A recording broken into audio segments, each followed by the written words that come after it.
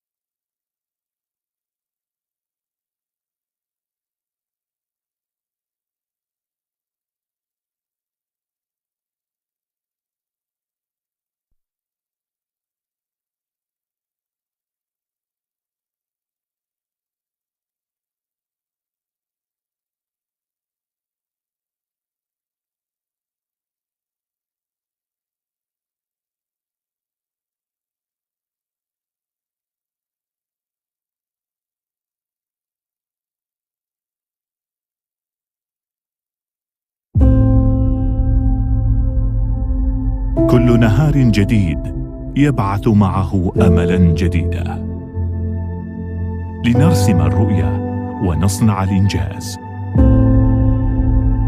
كل نهار جديد يبعث أمجاد الأمس وطموح أمة تسابق الزمن بكل عزم وإصرار لأجل عمان اليوم غاية وهدف. منذ أكثر من 50 عاما من جيل إلى جيل لأجل عمان الغد.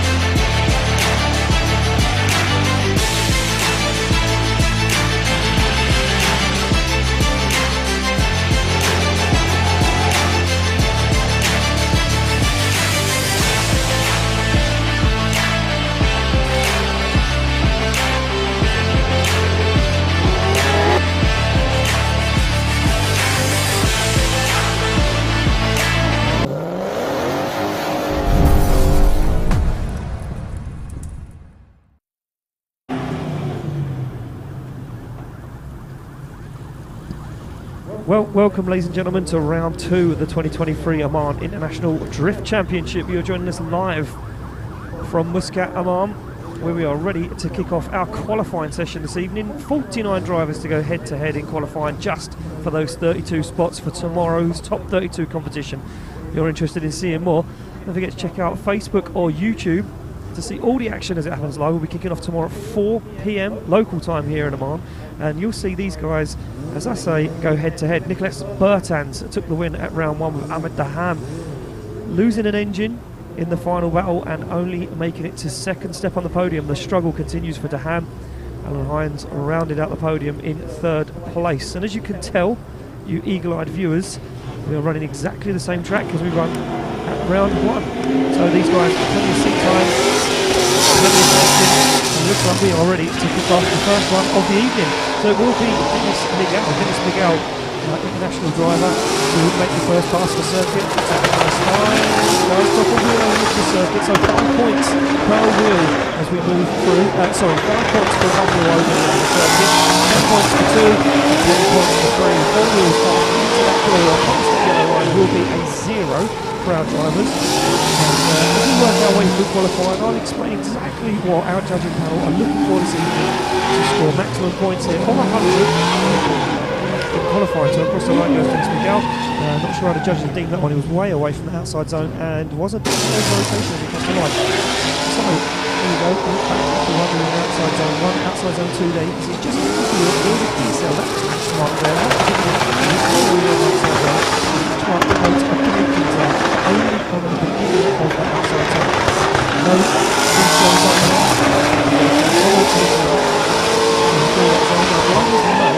Cross that white line in 2 areas. I will show you how we get drivers that are maybe or possibly or will be doing that in qualifying.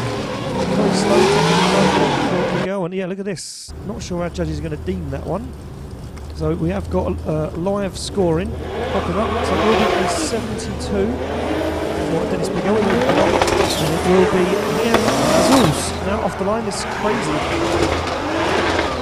E92 BMW Eurofighter looks like he's struggling with massive amounts of understeer there. Puts the car into angle, fails to get to the outside zone, and Niam Mazus just struggling to make it work. Once again, there's a whole bunch of understeer. I've got a feeling this one is going to be a 0 because he'll handbrake in there to get to the outside zone, but does drop wheels over the edge of the circuit. That yellow line is the line where judges will deem the wheels off circuit. So the white line they are allowed to cross. As of yet, we haven't seen anyone give us that perfect wall run. As Niam Mazus now pulls him off the circuit. We'll take a look back at the replay. Little catch of that cone. That's not noted here at the IDC. So there you're allowed to drop wheels over on initiation for that wall run. As you can see, catches loads of understeer there on initiation. Doesn't manage to get to the outside zone number 2. Fails for outside zone 3. Looks for the transition back. And this track very much line dependent. Once you fall off that qualifying line, you lose that momentum, you lose that speed. You'll really struggle to get back onto it, and looks like maybe an issue with that car because he's really struggling to produce any sort of power from that E92 BMW. So will be a 11.7 there for that first run. Up next it is a Bullseye. So Mohammed Bins Handam, and Bullseye having engine failure in practice at round 1, so didn't even make it out for qualifying. These guys drove to Dubai to pick up some pistons, rebuilt the engine in the week we've had here in Oman in between these 2 events, and said the car feels good, looking forward to qualifying, and now just trying to put a score on the board. A pretty decent job so far. Be interesting to see how the initiation played out. So we'll take a look back at this one, off the line through the gears, as Bullseye flicks that car in. Nice and clean. We're looking for a midline here through this first corner, and then wash the car out wide for outside zone 2. Keep the car wide for outside zone 3. Does waver and wander in the outside zone. Nice wall run though. There is where you're allowed to drop wheels over that yellow line just to get the perfect wall run. Nice transition, nice line into outside zone 4. And once again there you can drop wheels off to get that wall run done. Looks nice, tidy. Kept the transition a little late for me, got to outside zone 5 a little late. and gets into 6. Once again, goes for a nice transition back, gets to 7, fulfills that zone and across the line, and we'll wait for the score to drop in. So, it will be another 72. So, off the line is Gunniman in this very aggressive S14.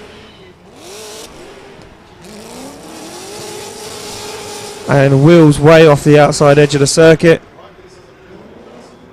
And understeer once again. Look at this, massive amounts of understeer. Car not reacting. Oh, what a bonnet flip.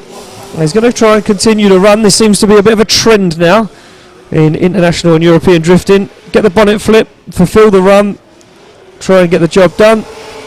And as you can see underneath the bonnet, that's supercharged V8. Alright, let's take a look back at the replay and see.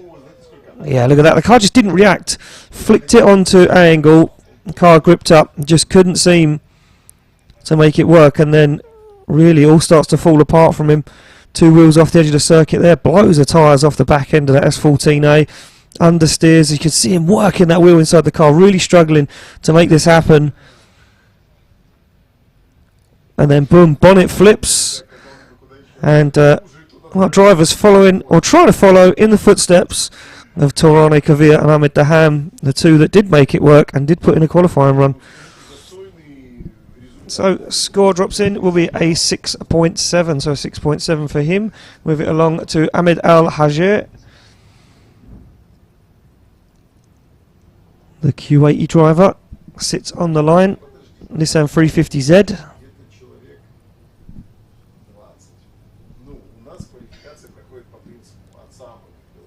And he awaits the thumbs up, so it does look like we may have a little track repair going on somewhere. Not sure if there was cones down. Didn't think he was that wide on the circuit to make those cones come down. So here we go, thumbs up all round, and Ahmed off the line. So 2JZ powered Nissan 350Z, big anti-lag, flames erupting underneath the car, but once again another driver failing to get outside zone 1, and that really says a lot. When you start losing outside zone 1, you really struggle to get on to that qualifying line. Wheels over once again, wavering and wobbling, desperate to put a score down. Now starts to settle the car a little bit.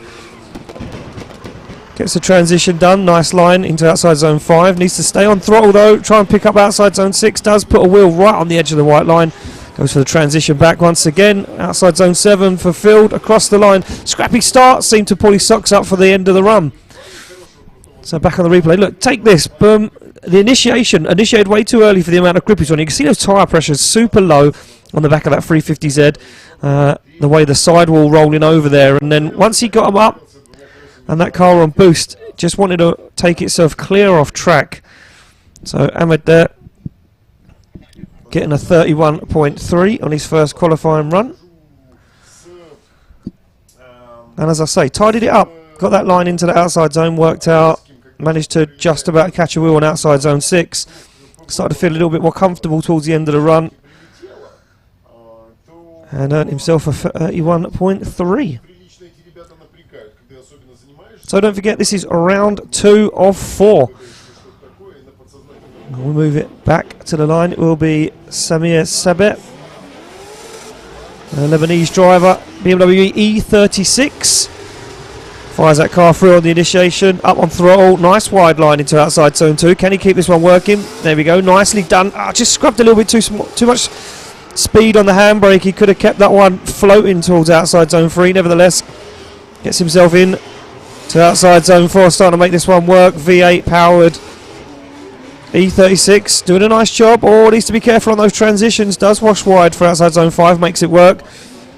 And left him a little shallow on outside zone 6 now as he works the steering wheel, works the throttle as a flame pops from underneath the back end of the E36 and across the line. And Samir Samadi will be happy with that one. Limited practice, had a problem in the burnout box earlier on today where that car shut down, had to get his team working. Let's see, there we go, you can see that line into outside zone 1. If you get that line working right, you can connect the dots.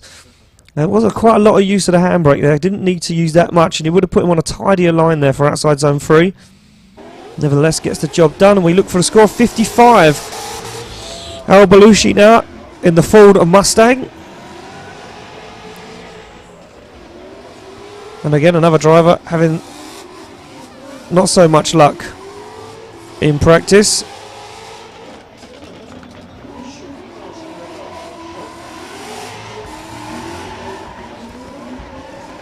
And now starting to make his way around. Nice wall run there from Al-Belushi. And a shutdown there. So I'm not sure what happened on that qualifying run.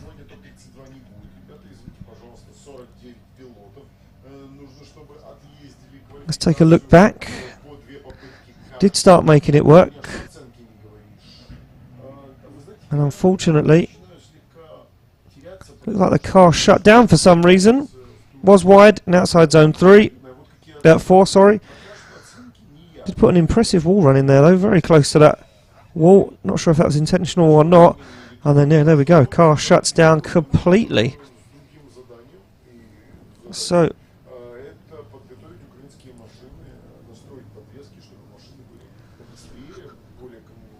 back on the line we go. And it will be Noor Dawood.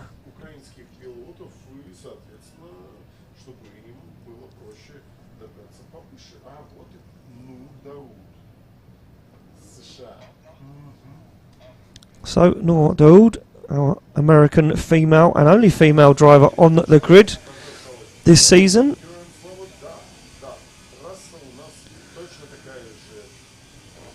So she gets a thumbs up, and anti-lag popping and banging, and off the line she comes. So through the gears for Noor Dawood.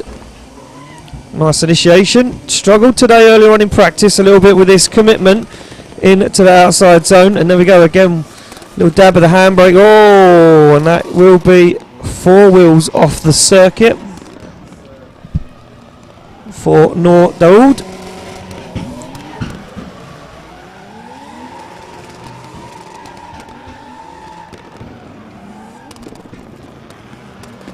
And once again, all coming into play. Fall off that qualifying line, struggle to get that car working, and put it in a qualifying run becomes near on impossible. So let's take a look where it all went wrong for Noor Dawood.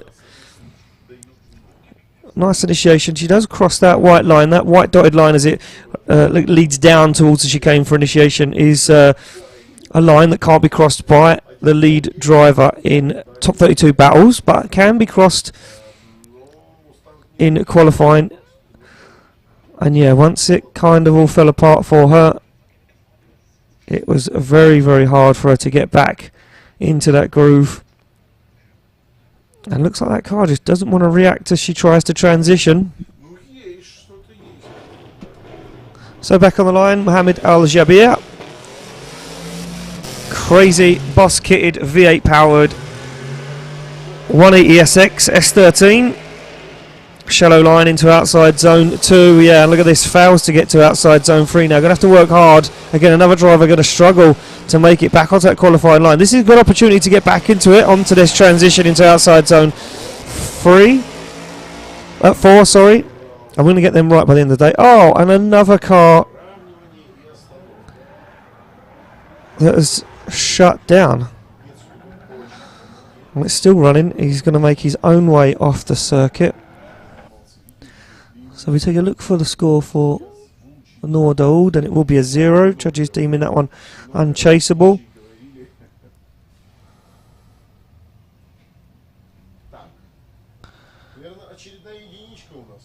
So, and again, another 0 there for Mohammed.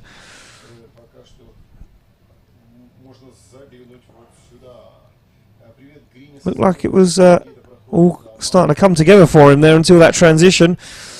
And that was the end of that one for Jabir.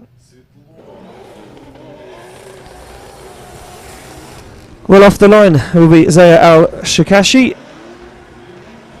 And Nissan 370Z 2JZ powered. Nice line into outside zone 3. Once again struggled, lifted off the throttle. Maybe thought he was going to go a little bit too wide there. And once again does go wide on that transition into outside zone 4. Goes for the wall. Nice wall run. Looks like he's got that one dialed. And then on power too early. Didn't let the car wash. Didn't let it float into outside zone 5. Failed to get to outside zone 6. Oh, and catch of understeer there as he heads towards the final outside zone across the line. So let's take a look. See where this one all went wrong. Nice initiation. Yeah, that car massively gripped up the way it's squatting. Dialed too much gripping. Personally, as you can see, on throttle just drives away from the outside zone and then fires him super wide into outside zone 4. Wheels over the edge of the circuit. We look for the score there as we see Abu Falah in this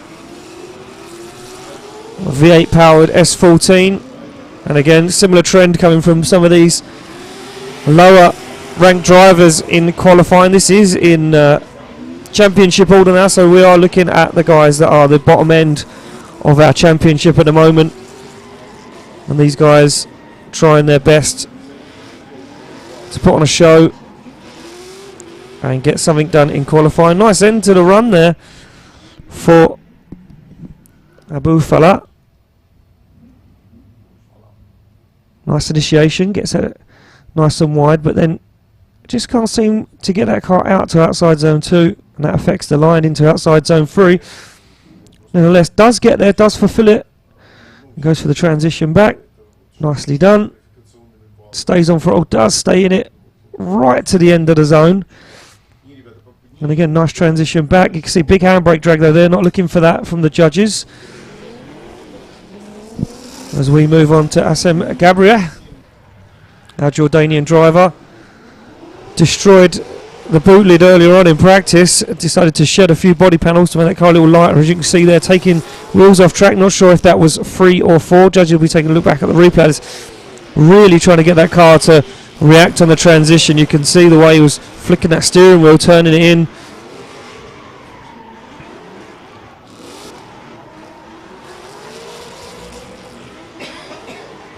As he now looks for outside zone 6, gets that car settled, goes for the transition back into the outside zone across the line.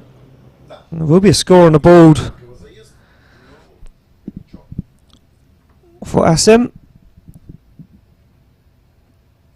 Oh, just about keeps one wheel on the circuit there, so it will be 20 points knocked off his overall score, from understanding from what the judges said earlier on.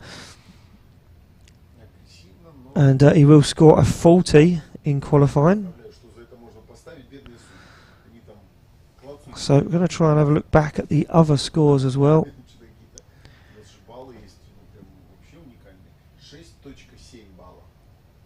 As we take a look back at the replay from Assem Mohammed.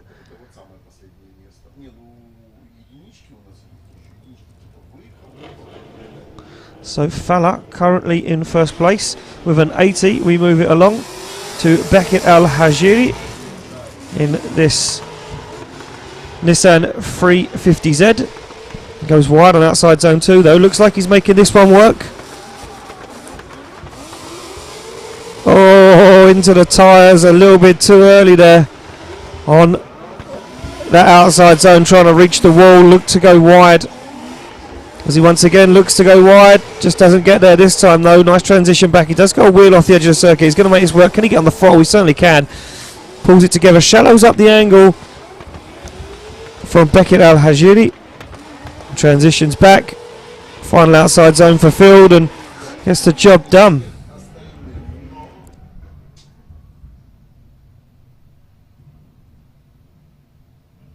So we wait the score to drop in there for Beckett.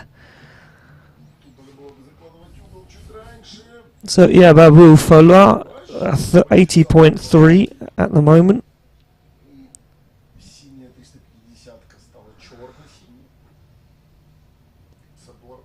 So no score dropped in yet for Beckett. There we go. Score drops in a 45.3. And we will wait to see the next driver on the line. It should be Yasser Al-Shahrani.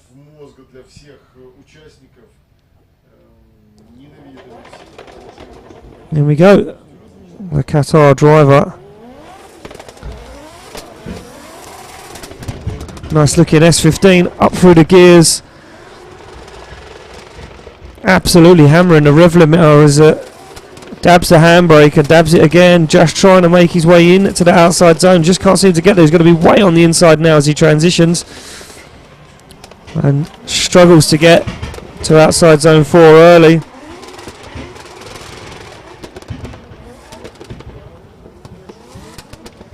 On and off the throttle, modulating it, trying to work that car out, trying to get it dialed up on that qualifying line.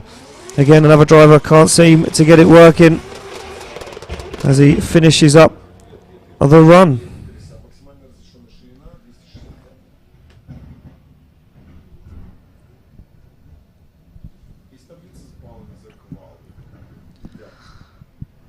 So here we go, looking back at the replay, you can see he dabs at handbrake, dabs it again.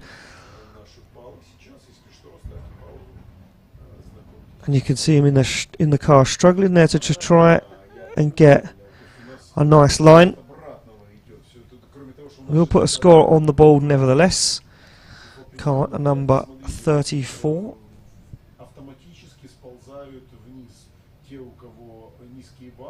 So a 46.3 there for Yasser.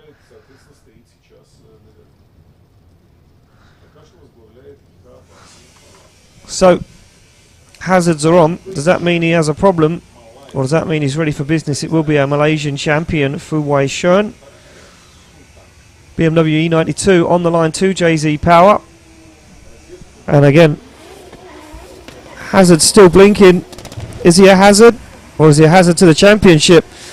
Here we go, full throttle from the Malaysian. Struggles to get to outside zone 2. Yeah, handbraking, looking, trying to work that car into the outside zone. Oh, not reacting.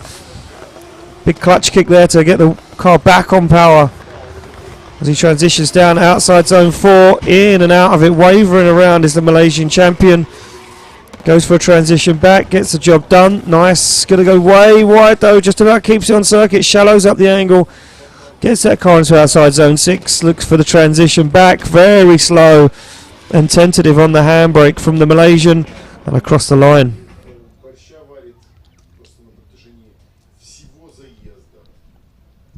So, the Malaysian champion, looking back at the replay there, whole host of mistakes. And where does he drop in? Drops into 5th place at the moment with a 48. So a lot of low scores coming in at the moment. As I mentioned earlier on, these are the lower end of our championship order. We are going from lowest ranked drivers to our highest ranked drivers as we move through. 49 drivers tonight going head to head for just 32 spots in our top 32 competition. Tomorrow we kick things off here in Muscat at 4 o'clock. Off the line it will be Sergey Krumits, Ukrainian driver. Nice initiation.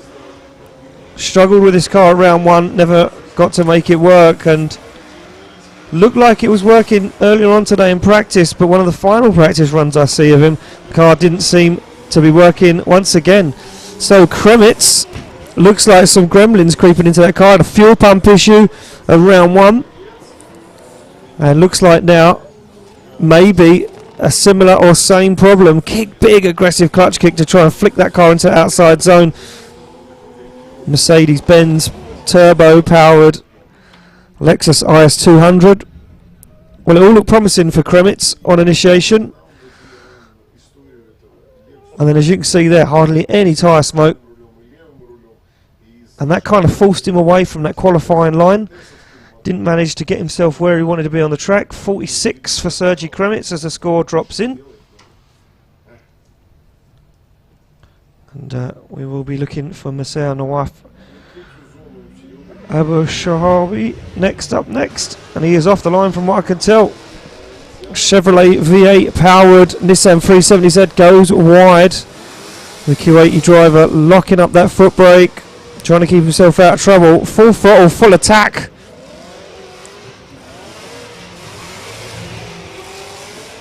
From Mazir. keeps it clean, keeps all the wheels on the tarmac in those white lines. Once again though, foot brake locked up. Judges were looking at this and did speak about it in the briefing. Didn't want to see too much use of the left foot brake or heavy use that slowed the car down. So let's have a look at the initiation. Aggressive flick. That was where it kind of went wrong for him there though. Flicked it and took the wrong line from outside zone 1 to outside zone 2, and that put him wheels off circuit, so potentially dropping some points there through over aggressive initiation.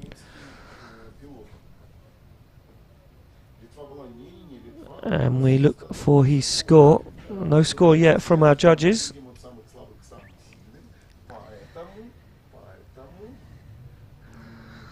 So, car number 53.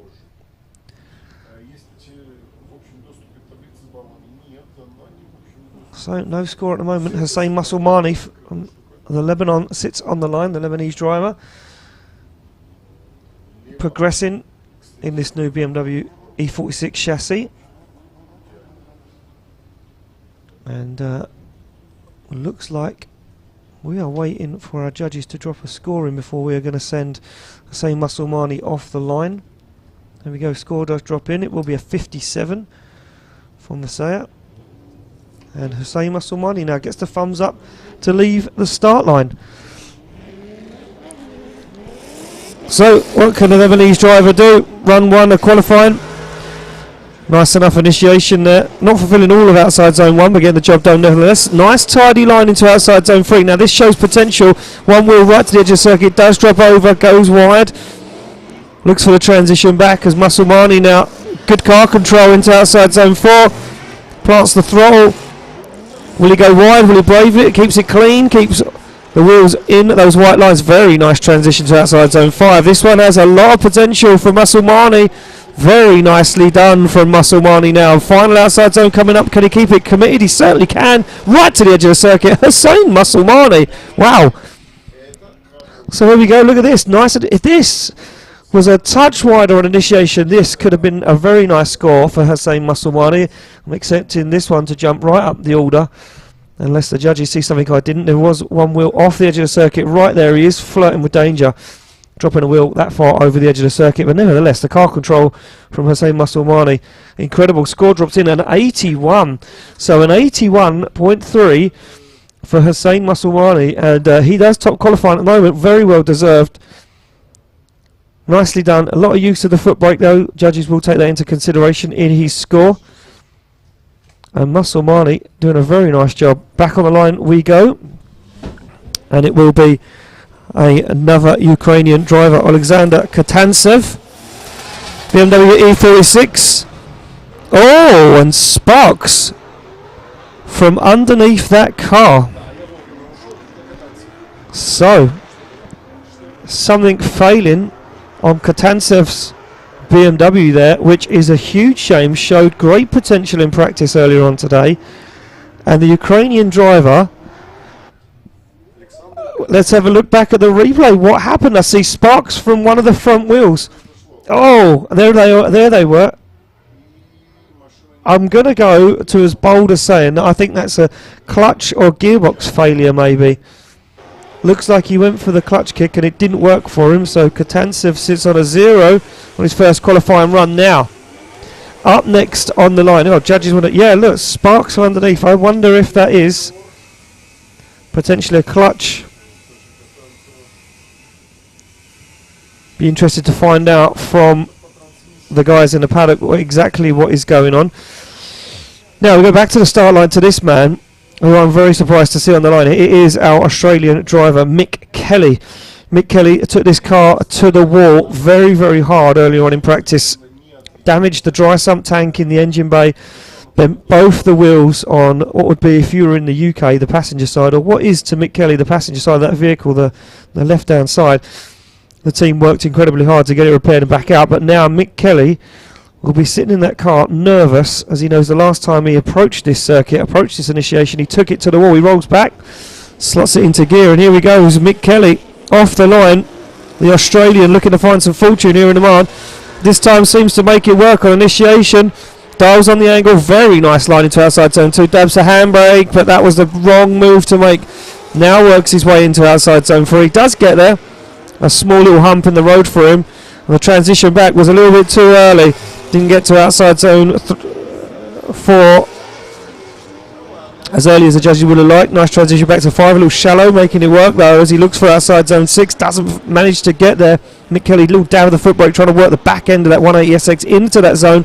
Once again, 7, shallow, shy on the line, but he'll be happy to make it round. So we go look back at the replay for Mick Kelly. Nice initiation. And nice line into outside zone 2. That handbrake drag for me there really crucified that run. If he would have let the car wash, been on power, it would have wavered way out into outside zone 3, right where the judges wanted it to be, and that really upset the whole rest of the run. You see, struggled to get to outside zone 4 where he needed to be, and he wavered and wandered in that outside zone. Transitioned a little too early, as you can see, gets to the outside edge of outside zone 5, and then 6 and 7 really, they don't become part of the equation for Mick Kelly's qualifying run. So we have a look at Mick Kelly's score. Wait for that to drop in. It will be a 57.7. And it will be Saeed Ahmed on the line next. Very aggressive initiation. Ahmed not messing around. Bowed out of competition or qualifying at round 1 due to clutch failure. They changed the clutch twice in the course of one day, and unfortunately couldn't make it out on circuit for qualifying at round 1. Back with a vengeance this time, he says so. Well, this one not really working in his favour. Saeed Ahmed now trying to find the groove, trying to get in the zone, trying to find those outside zones. As now Saeed Ahmed falls away from outside zone 6 a little early, transitions into 7 across the line. And we're going to have a look where it all went wrong for Saeed Ahmed. Nice initiation on the handbrake, slows the car down enough, midline, left foot brakes out to outside zone 2, nicely done. And then again, another driver handbraking in to outside zone 3, which is sacrificing that line massively. Does get a wheel right on the outside zone, right at the very end. But as you can see, puts that car into outside zone 4 a little early, and he drops wheels over the edge of the track. Does tidy it up, but then again, transitions a little too early. Doesn't get to outside zone 5. And then 6. Wavers and wanders, and I don't think 7, to be honest with you, becomes part of the equation once again, as he barely gets a wheel inside it. So we wait for the score to drop in for Saeed Ahmed, car number 12, and no score showing yet. There we go, 48 for Saeed Ahmed. We're back on the line with Riyad Al-Mabsali in this Toyota Supra. And this young man has been progressing and progressing and progressing, really, really finding his form in this Toyota Supra, really starting to work out all the kinks, and this car now really working for him. And Mabsali, the Omani national, gets the thumbs up, and off the line comes Riyad Al-Mabsali. So we go through the gears, big aggression, big flick. Nice and wide, look at that, look at the tyre pressures, hardly anything in it. He's even got valves in the tyres. Mabsali on an absolute flyer, this one incredible. I said this young man had been progressing since the first ever time I come to Oman, and now he starts to put on a show. The Omani national not messing around, looks for outside zone 4, gets there, flirts with danger, one wheel on that white line. Can he stick with it the whole way? Certainly can, keeps it on the circuit. Nice transition, look at the way he gets that done. Nice big flick across the track. Outside zone 6 completely fulfilled as Riyad Al-Mabsali now puts foot to floor, looks for the final outside zone, gets there, job done across the line. Well, very, very nice job there for Riyad Al-Mabsali and that Toyota Supra. Nice initiation, that is what we're looking for, that's the flick. Can't be too early, can't be too late, need to time it perfectly right. Drag the back end of the rear wheels through that outside zone. And Mabsali proving there, once you get that initiation dialed in, and you work out the commitment and you get that car flowing right, this is the potential for a nice run. So score drops in, it will be an 81.3 for Riyad Al-Mabsali, and tied first place at the moment with Hussein Musulmani. 2 MENA drivers sitting at the top, are qualifying at the moment with some decent scores. Back on the line we go to Rafa Al-Yahay. aka Mr. Swap Oman, a man that has helped out more drivers in the paddock than I care to think about, constantly offering the uses of his workshop and services. Wow! Look at the initiation from Rafat. No messing around, but then makes a big error coming to outside zone 3. Does fall out of outside zone 3 a little early. Now, can he tidy this one up? Gets to outside zone 4. Both rear wheels in to that zone. Nice tidy line. Shallows up the angle. Looks for the transition for outside zone 5. Gets it done. And Rafat wide on outside zone 6 does manage to pull it back onto the circuit again. A few errors creeping into this one, but full commitment from Rafat Al-Yahay on initiation. Look at that, right to the wall, runs the wall, puts a big smile on his face. Nice line into outside zone 2 there. Just can't seem to get to 3 early enough. Judges will be taking that one way into consideration. Then on throttle, drives himself out of that outside zone. Gets into 4, nice line into outside zone 4, keeps it clean, doesn't go too wide to the wall, doesn't want to risk anything. Nice transition for 5. And there we go. We've moved it on to Yasser Al-Matari. And we are going to look for the score for Rafat, car number 4. He drops himself into 4th place at the moment with a 79. Let's have a look at how things are going on circuit. For car number 3, Yasser Al-Matari. Shallow line and in and out of outside zone 6. Very slow, long transition for outside zone 7 across the line. And we'll take a look back at this one. Decent enough initiation. Consider the way that car gripped up though, and made it hard work to get to outside zone 3 and 2, and yeah, you can see here 3 kind of dipped in it at the end. Got the transition done for outside zone 4.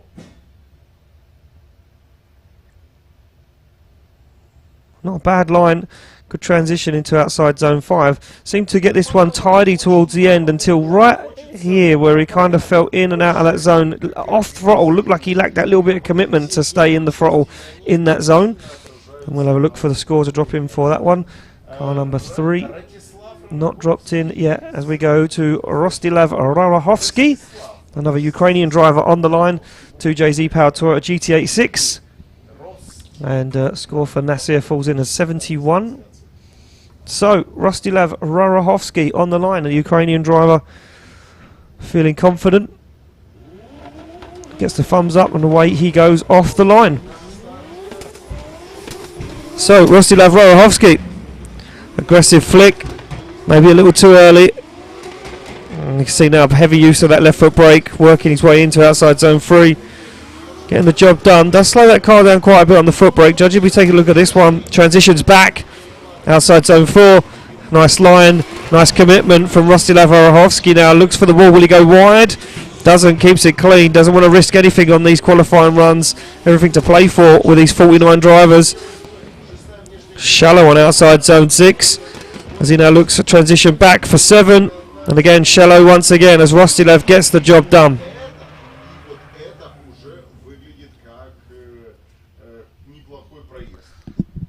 Well, here we go. Lev-Rohovsky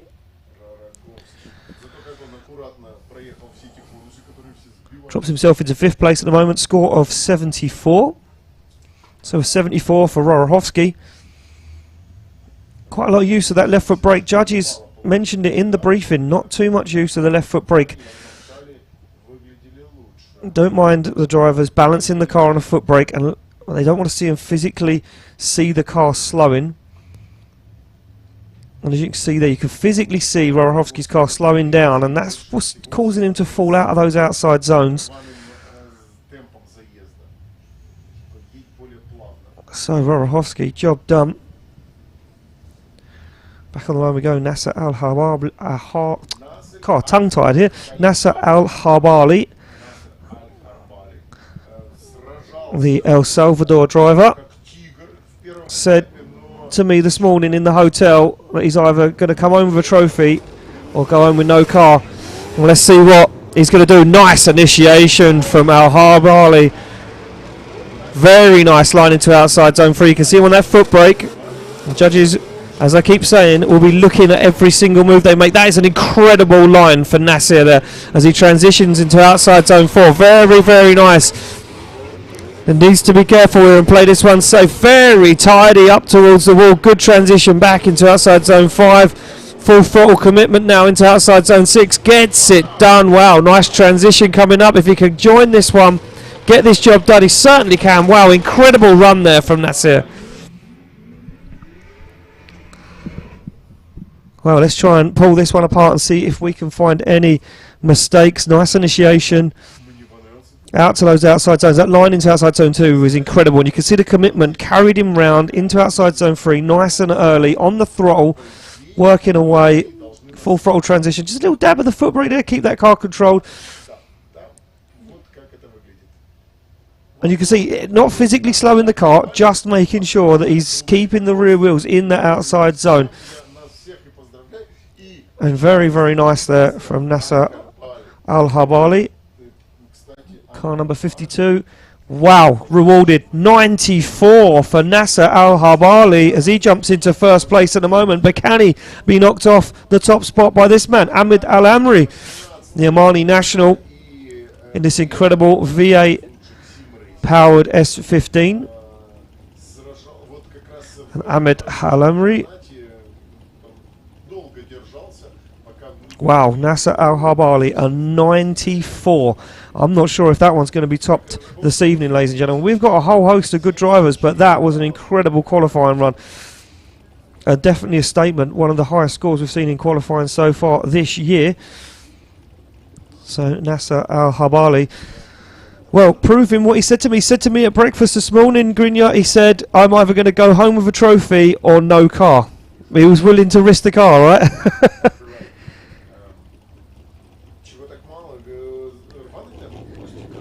So here we go, off the line, Ahmed Al-Amri.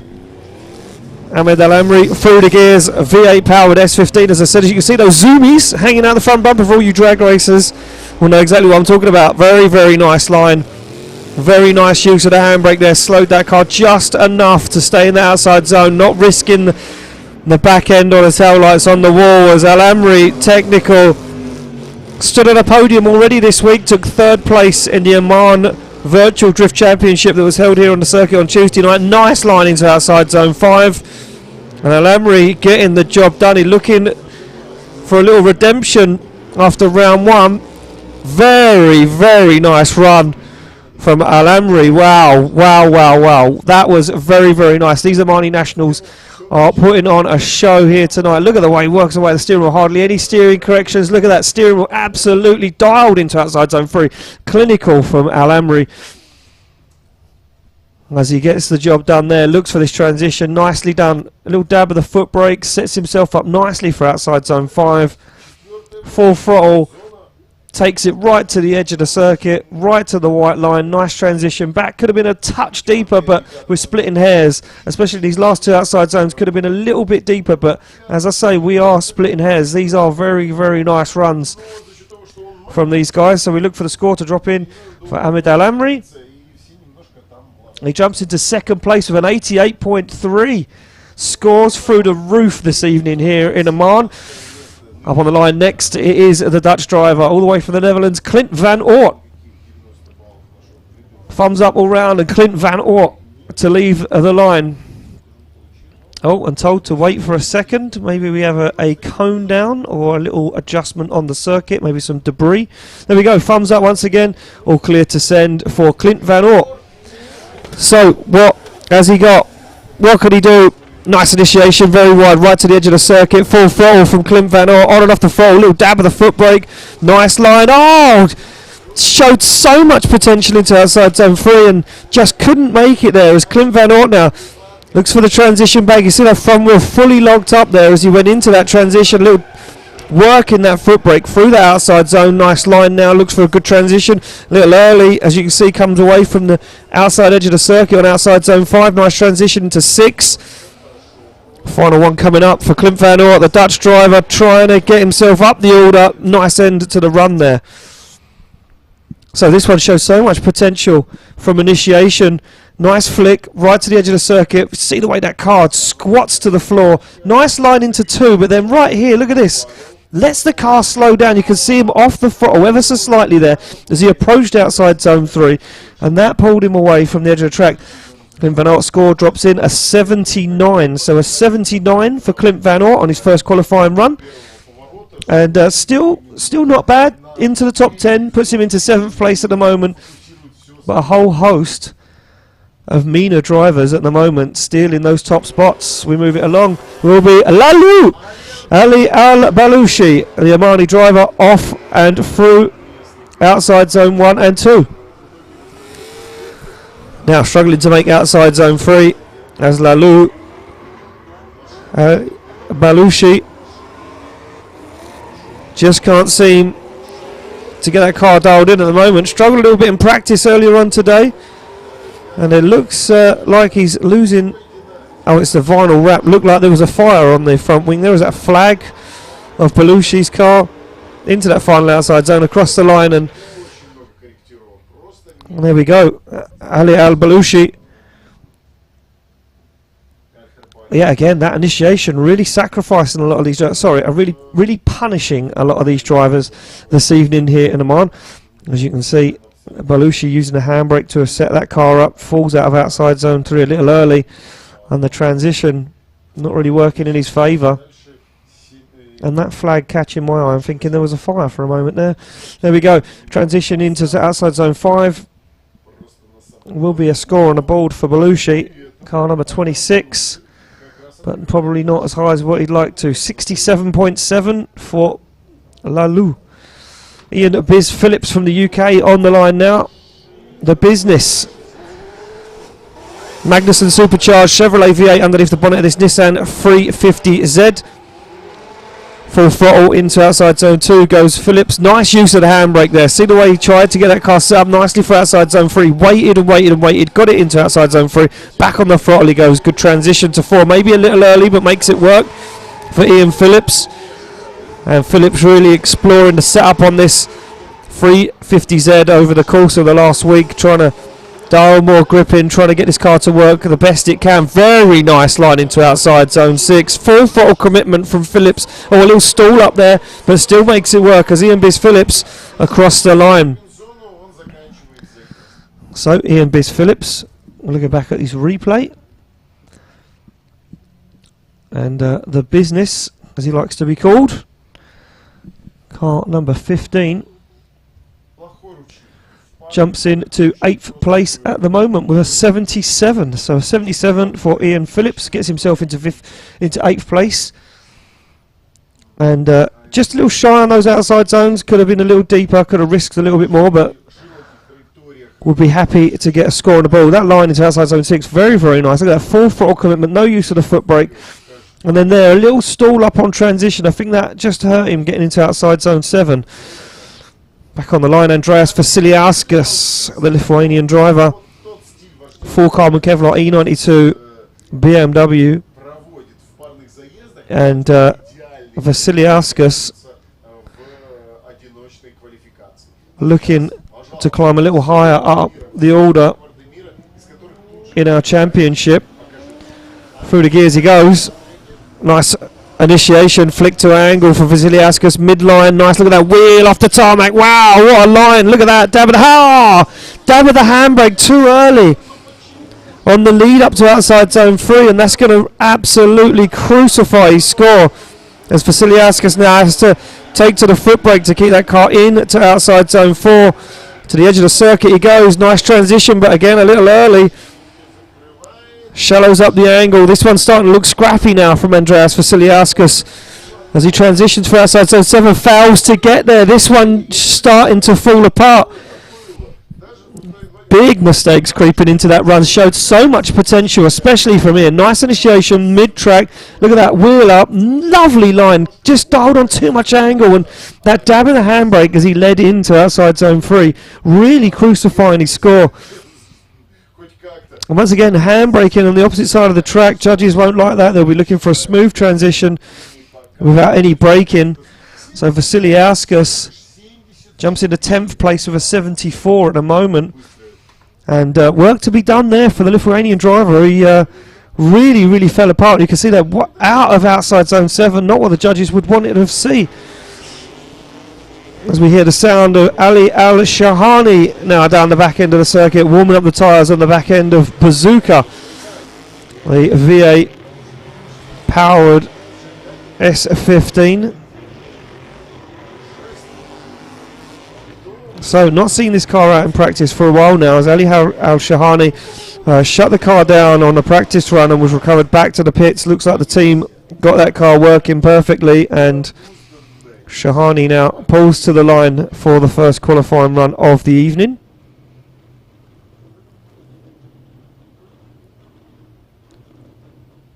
So don't forget, both these guys get 2 runs of qualifying, non-consecutive, and we are now nearing the top end of our championship. Gets the thumbs up to go off the line, Ali Al-Shahani. Oh, a very tentative run out through the chicane. Stands on the throttle and now really starts to apply the pressure to the throttle, but this one way on the inside, and I'm not sure if this car is fixed. I'm not sure if this car is 100%.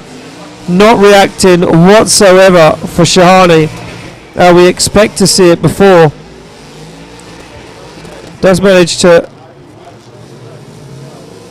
make most of it around the circuit, but this one really scrappy from Shahani. And Shahani there still definitely feeling the pain of a broken car. As we look, you can see him way he come through that chicane, very tentative, very nervously. As Ali Al-Shahani, we await to see a score drop in. It will be a 24 for Ali Al-Shahani, 24.3 in fact. So Shahani there, work to be done by his team in the paddock, not as the driver himself. I'm sure he would have pulled it out for the first qualifying run just to make sure he gets a score on the board, but definitely not the cleanest of runs for Ali Al-Shahani. Back on the line, the Q80 driver Ali Maxid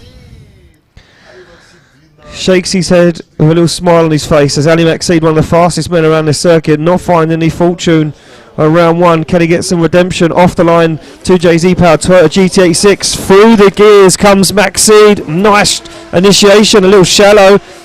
Nevertheless, he has got the speed, he has got the pace. Look how fast he moves through the circuit. Incredible line into outside zone 3, right to the edge of the circuit. Wow, Maxid not messing around. Said he wanted some redemption, and he's definitely coming for it. A little waver on the steering wheel there, but nevertheless stays in outside zone 4, right to the edge of the circuit. Good transition back into outside zone 5. A little shallow once again, not as deep as a judge would like to see him. 6 now, a little bit of a struggle, not as deep. One last outside zone to go for Ali Maxid as he fulfills it and across the line. Wow. Very, very fast. Shows a lot of promise for Maxid. And that initiation didn't go as wide as what we'd like to have seen, but nevertheless makes it work as he fulfills outside zone 2. Look at the line into 3. Incredible stuff. Stays in there as well. Goes right to the edge of the circuit. And a good transition back from Maxid. And score drops in a 90.7 for Ali Maxid. Second place for the Q80 driver. And he'll be happy with that one. And that one, huge potential, even with those small errors creeping in. If he can tidy those up, we could be looking at our first place qualifier there. Timo Lipsky now steps to the line. Another Ukrainian driver in this incredibly clean BMW E46. And Timo Lipsky been on absolute rails all through practice. Couldn't pull it together for qualifying at round 1. And hoping that he can for round 2. That's Timo Lipsky off of the line.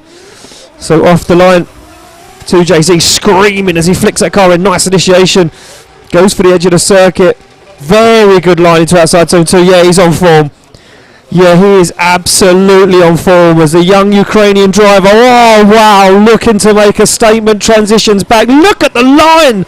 from Timo Lipsky as he absolutely nails the throttle through the floor, right to the wall, as Lipsky's not messing around. Fulfills outside zone 5. This has to be your top qualifier. A little lazy on outside zone 6 there, falls away a little soon, goes for the transition back, outside zone 7 though, right to the edge of the circuit, across the line. Wow, wow.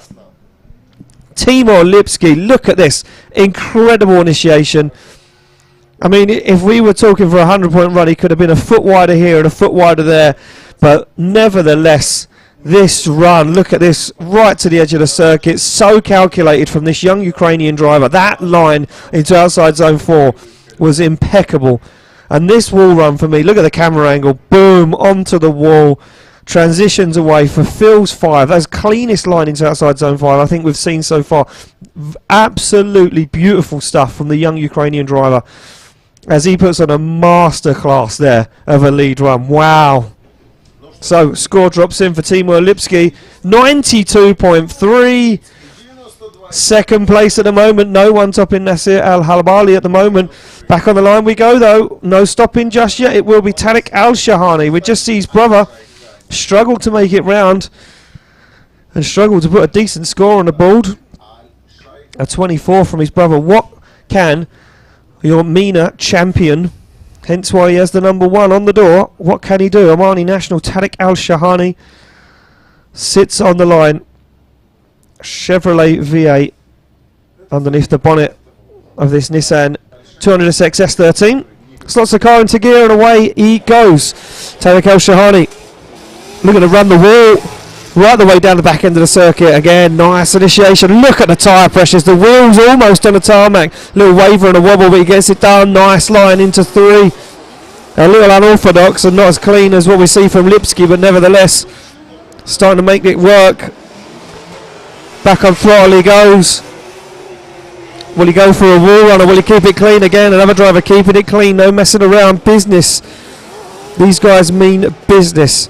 Stalls up a little bit there into outside zone 6. It does affect his line now. He's going to have to dial the angle on to get the transition back into outside zone 7. Across the line. And run 1 in the bag for Tariq Al-Shahani. And there we go. Almost running that wall right down the back end of the circuit. As Tariq Al-Shahani, just there, that little wobble, that little upset was the only criticism from the beginning of the run there, and it kind of upset his line into outside zone 3. Good transition into 4, makes it work. And Shahani's score drops in, an 82, puts him into 5th place at the moment. So an 82 for Tariq Al-Shahani.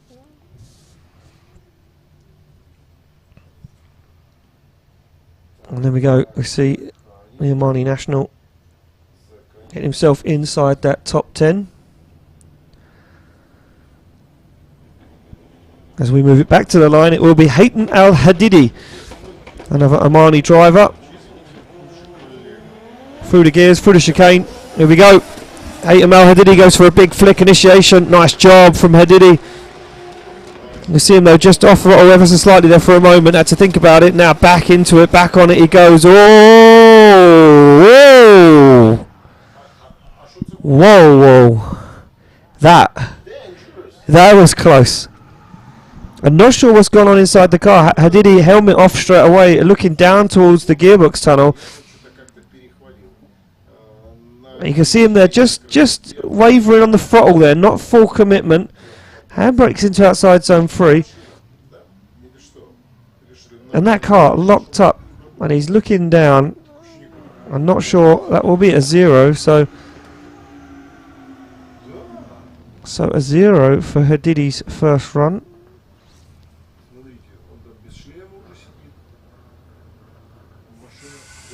And he's it looks very confused inside the car, so we can't continue on until Hadidi is recovered off the circuit. As you do see there, Nicholas Solomon, the American driver, warming up the tyres on the back of that BMW E92 V8 turbo powered car.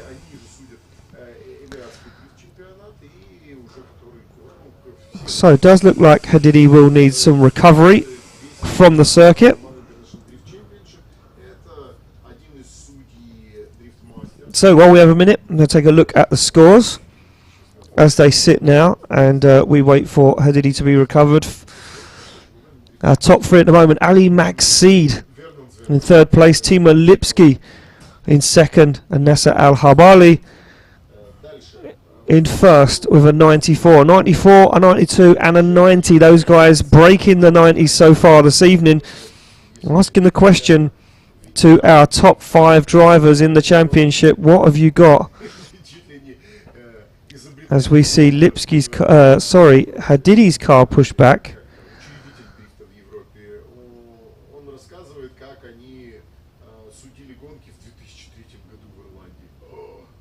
So we await the recovery of Ahmed Al-Hajri, and we wait the run, the first qualifying run of Nicholas Solomon still to come up.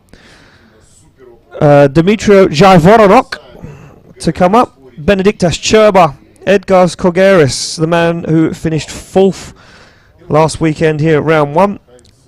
Steve Bagsy, Biagioni, Alan Hines, Ahmed Daham and Nicolas Bertans, your round 1 winner. Can they get it done again? Nicolas Bertans having engine problems at the event.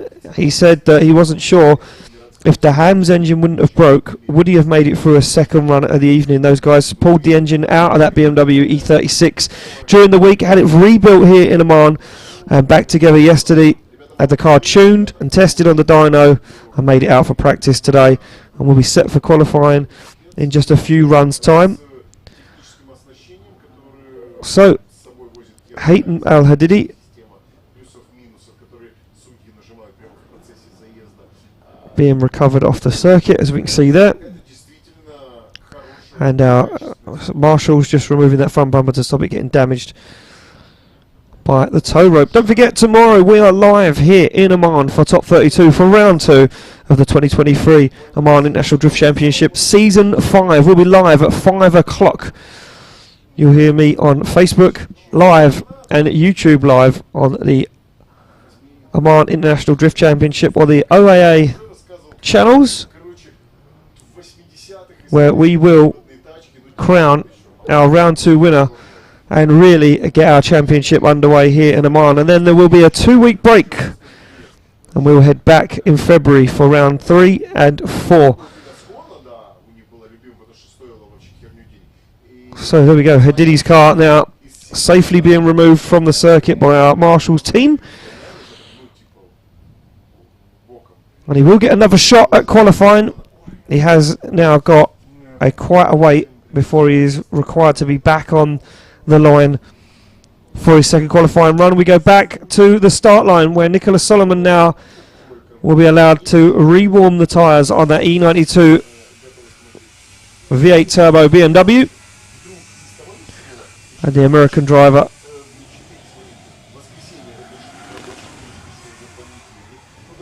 starts to get that job done.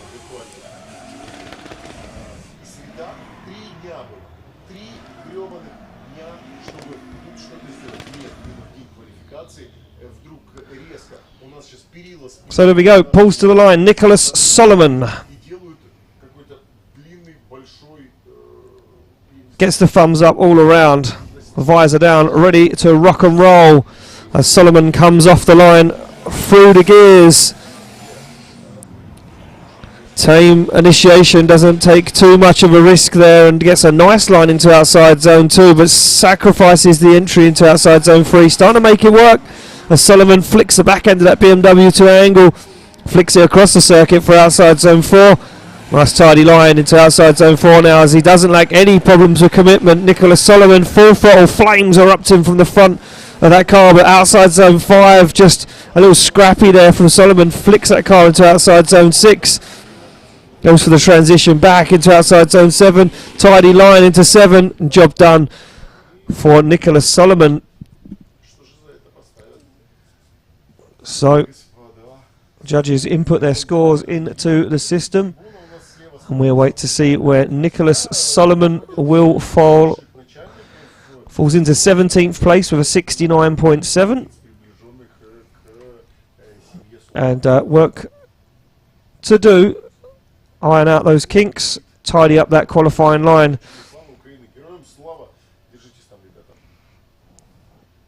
and Nicholas Solomon. Always happy, always fun, always having plenty of fun on circuit.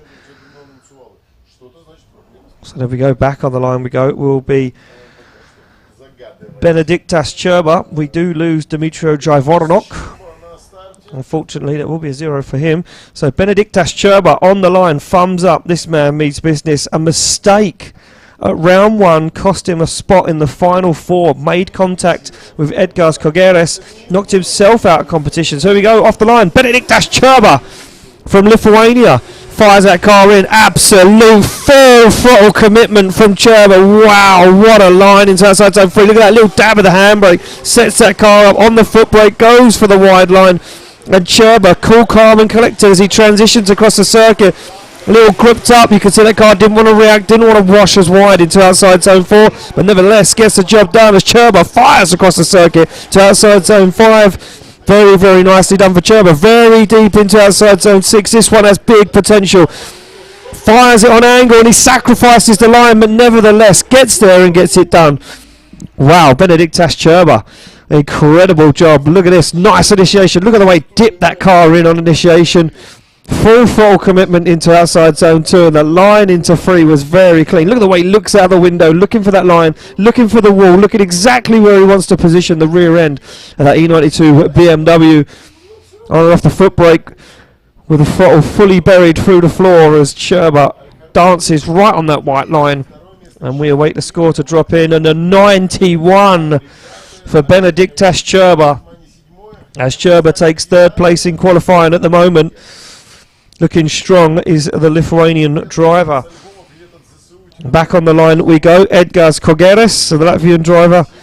Carbon Kevlar F22 BMW Chevrolet V8 underneath the bonnet. And the Latvian narrowly missing out on a podium at round 1. Finished in 4th place and sitting 5th in the championship at the moment. We are into our top 5 championship contenders.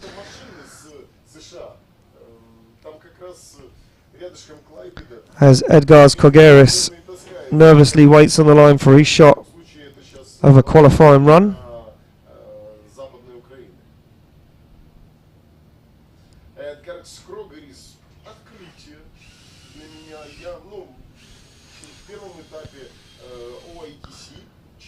So, I do believe we are waiting for the smoke to clear on the circuit, which is why there is a hold up, because I'm going to make the conditions as equal as possible for all of our drivers. Well, marshals are happy, he gets the thumbs up, and off the line comes Edgars Kogeres. There we go. Nice initiation, a little shy, and he's going to struggle to get to outside zone 2, and he certainly does, and now he's going to struggle for 3. Big handbrake drag into outside zone 4. In and out of that zone, not really showing much to the judges at the moment. They're going to want to see a lot more than that from the last few runs we've seen in qualifying. Transitions into outside zone 5, does make it there, and it's going to take a mid to wide line to outside zone 6, but not the cleanest and definitely not the most clinical way to get the job done, but he certainly gets there anyway. So Kogeres, I look like that car didn't react the way he wanted it to on initiation. Don't forget, temperatures here dropping.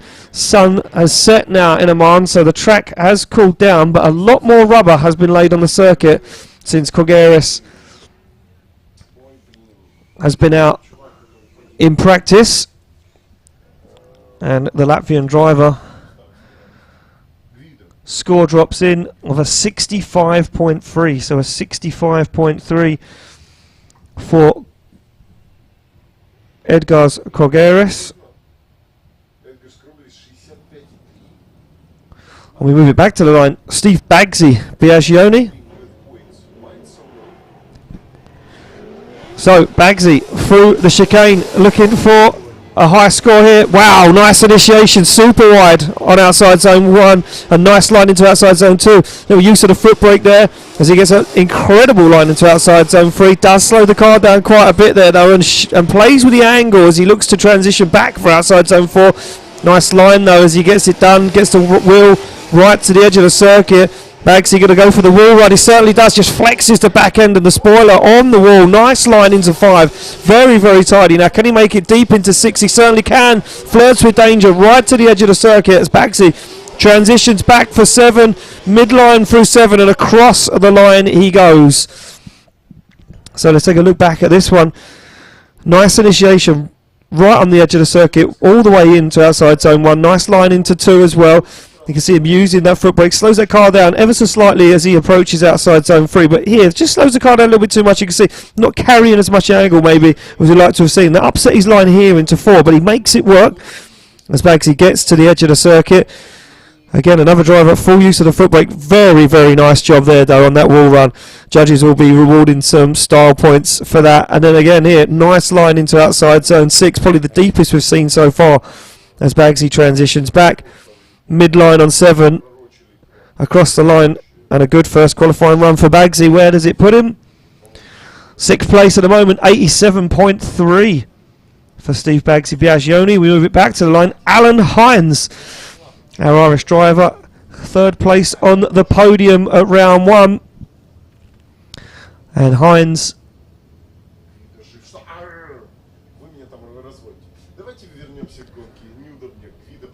will be trying his utmost to stop Nicholas Burton's dead in his track this weekend. Burton's not qualifying too high at round 1.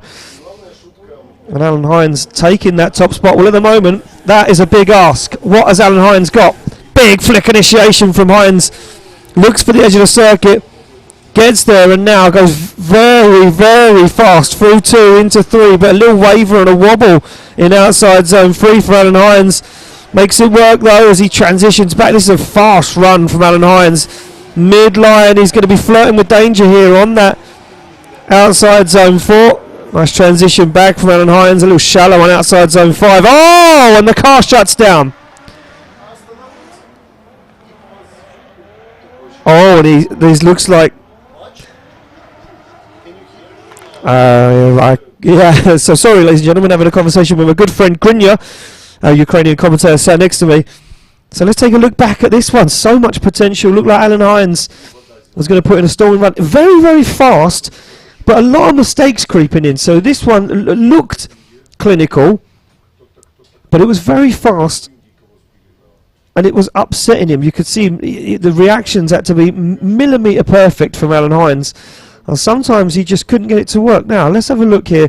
Transitions back. Oh, and I think he broke a drive shaft. So I think Alan Hines has broken a drive shaft, potentially. But we will find out. There will be some news appearing from the paddock once these first qualifying runs are over. Well, it will be a 0 for the Irishman on his first qualifying run. Daham through the chicane. Ahmed Daham absolutely screaming in this incredible 2JZ powered Nissan Touareg XS14. All little down with a foot brake. He goes wide. Daham holds on to it. Keeps it on the circuit as Daham fires into outside zone 4. Now starting to make that line work as Daham looks for the wall run. Keeps it clean though. Doesn't go too wild. Doesn't risk anything. Big angle on the transition. Judges won't like that one as Daham goes deep into outside zone 6. Now starts to work into the groove, looks for outside zone 7, very wide, right to the edge of the circuit and across the line for Ahmed Daham. So Daham through the gears down into the chicane, big initiation, a little shallow on outside zone 1, nevertheless makes it, well, look at that, but so much grip dialed in, lifting that front wheel clear off the tarmac. That for me though, scrappy, wavers in and out of outside zone 3, drops wheels off the edge of the circuit. That will be points deducted. And sure, I see a spark there fall off the front end of Daham's car. I hope he doesn't have any more car issues. The man was plagued with car problems at round 1. I hope that car can keep itself together. You can see the steering inputs there from Daham. Like the car doesn't really want to react. You can see the way he's working that steering wheel, trying to get it to be positioned on circuit. Nice on outside zone 7 though. The score drops in for Ahmed Daham. And Ahmed Daham, car number 6. We await for that score to drop in. No score as of yet. So Ahmed Daham, score drops in. Does the score drop in? Big question. There we go. 14th place, 75 75 for Ahmed Daham. Yeah, judges not liking it. I said it was scrappy. I said there was mistakes creeping in. Looks like Daham trying too much. Well, here we go. A man that has got to do everything he possibly can to keep a hold of this championship. Points rewarded in qualifying, don't forget. Hence, for you guys at home, we're wondering why Bagsy was ahead of Edgars Kogeras. Bagsy qualifying in third place at round one moved him ahead of Edgars Kogeras, even though he finished fourth place on the podium in the competition. So points to be won here in qualifying as well, and every single point counts. Remember last year, 2023, Bagsy won the championship by 1 point from Ahmed Daham. So Burton's now will be desperate to score high in qualifying to try and claim as many points as he can in his bag. The Monster Energy Latvian driver off the line. Nice initiation from Nicolas Bertans. He is always pinpoint perfect. That line into outside zone 2 and 3 was textbook from Nicolas Bertans, but a little stall up on throttle there. He had to think about it, get back onto the throttle again. Nice transition. Not as deep into outside zone 4 as we've seen from some of our top qualifiers at the moment. As he fires back across the circuit again, nice line into outside zone 5. Nicolas Bertans again shallow, takes a weird line through 6, looks for the move back into outside zone 7. Job done for Nicolas Bertans. Well, there we go. Let's take a look back. There was a moment there in outside zone 3 where he did lift off the throttle. You can see it slightly off throttle there, working away. Handbrake drag. And then you can see there, stalled up on the throttle, waited, big clutch kick, got that car up on power, and managed to start pulling it back. But it did affect the line. So score drops in an 86.3 for Nicolas Bertans, drops him into 7th place. So let's have a look at our top 10. Our 10th place, Riyad Al-Mabsali, Hussein Musulmani in 9th place, Tariq Al-Shahani in 8th, Nicolas Bertans in 7th, Bagsy in 6th, Ahmed Al-Amri in 5th, Ali Maxid in 4th, Benedict Tashcherba takes 3rd place at the moment, Timo Lipsky in 2nd, and Yasser Al-Habali in 1st place in qualifying at the moment. He said he was going to do it. He told me this morning, I'm either going to come home with a trophy or go home with no car, and that man is determined to go home with a trophy tonight. So we're going to take a look back at some of the replays of our qualifying session. In a few moments' time, we'll be ready to go with the second runs in qualifying. I'm going to take a quick breather. We'll be back in a few moments' time with the second half of our qualifying session here at round 2 of the OIDC Season 5.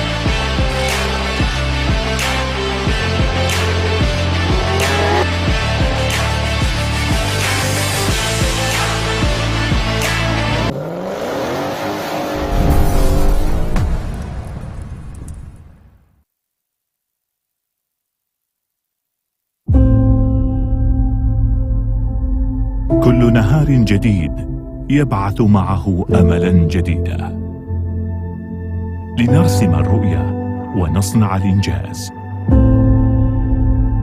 كل نهار جديد يبعث أمجاد الأمس وطموح أمة تسابق الزمن بكل عزم وإصرار لأجل عمان اليوم غاية وهدف. منذ أكثر من 50 عاما من جيل إلى جيل لأجل عمان الغد.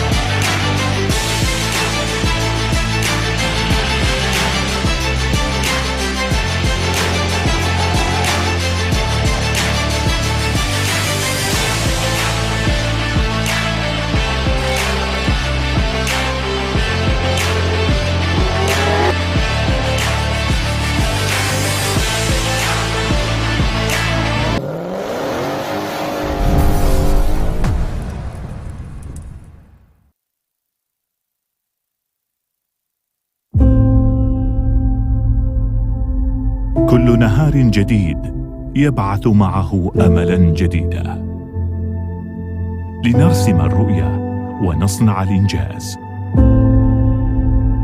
كل نهار جديد يبعث أمجاد الأمس وطموح أمة تسابق الزمن بكل عزم وإصرار لأجل عمان اليوم غاية وهدف. منذ أكثر من 50 عاما من جيل إلى جيل لأجل عمان الغد.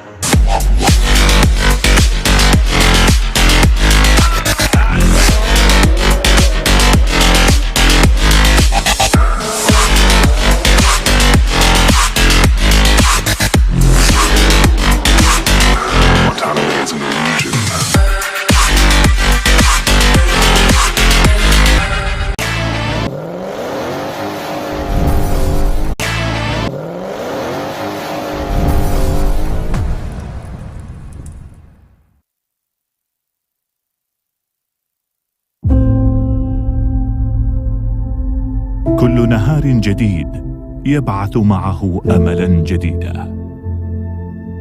لنرسم الرؤية ونصنع الإنجاز. كل نهار جديد يبعث أمجاد الأمس وطموح أمة تسابق الزمن بكل عزم وإصرار لأجل عمان اليوم غاية وهدف. منذ أكثر من 50 عاما من جيل إلى جيل لأجل عمان الغد.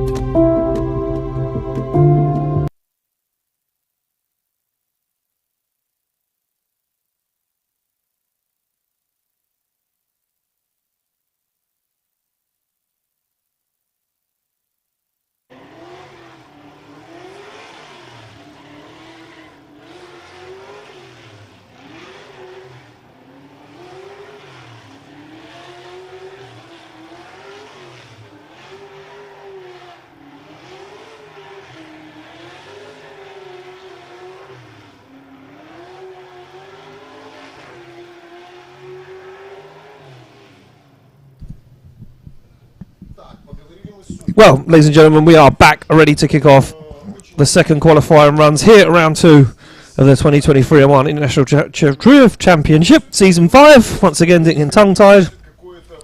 On the line, we do have Dennis Miguel. Currently sits with a 72 on his first qualifying run. 18th position at the moment. Things could change, though.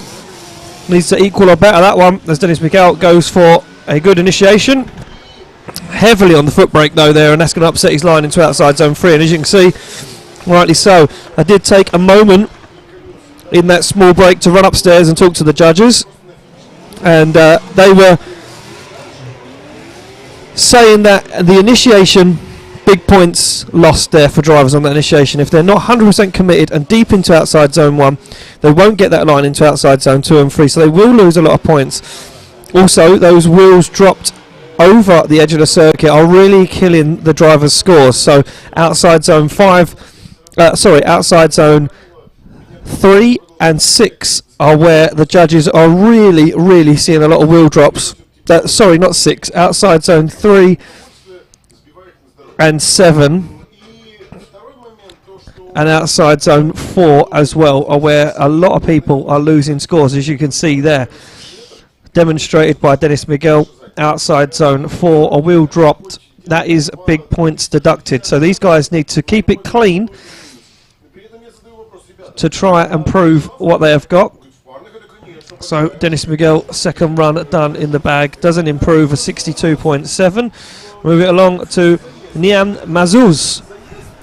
So an 11.7 for Niam, and an incredible amount of understeer, and again this one bordering on a 0, as Niam really struggles to get that car where it needs to be.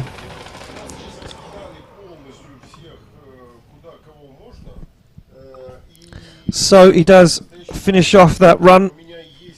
We take a look to see where he is sitting at the moment, and he is 36, so he's out of competition yet, and judges classing that run as a 0. So end of the weekend for Niam Mazus,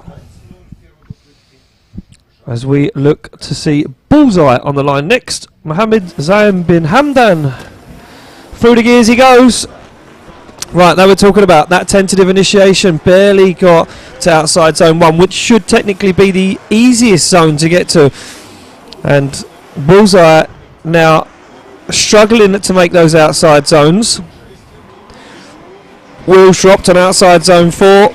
Keeps it together though, as a Bullseye starts to work it out outside zone 6. Let's take a look where he's sitting at the moment. Car number 58. So we look to see if he is in the show. He certainly is. A 72 on his first qualifying run, so that will be the better of the two scores, I do believe. As car number 58, yeah, a 49 for that second qualifying run, so a very poor show on his second visit to the circuit. Really needs to dial that car in tomorrow. These guys have practice from 10 AM, I do believe, and then those guys will head into top 32 competition. So Bullseye really needs to get this car working perfectly. We go to the line. It will be Abdulmajid Al-Guriman. And big understeer once again. Oh yeah, look at that. Wow, that car not reacting. Gripping up, firing cones left, right and centre. And another driver, I do believe, yeah, 6.7 on his first qualifying run. 37th place. And I wonder if that huge amount of understeer is bordering on a 0 there for Abdulmajid. And across the line he goes. Scrappy run for Abdulmajid. Let's take a look.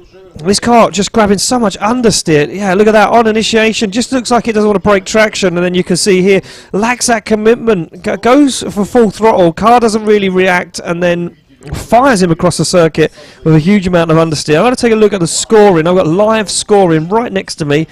And we are looking for car number 54. Yeah, a 2.3, so basically bordering on a 0. They did reward him a few points there just for trying to fulfill some of those outside zones.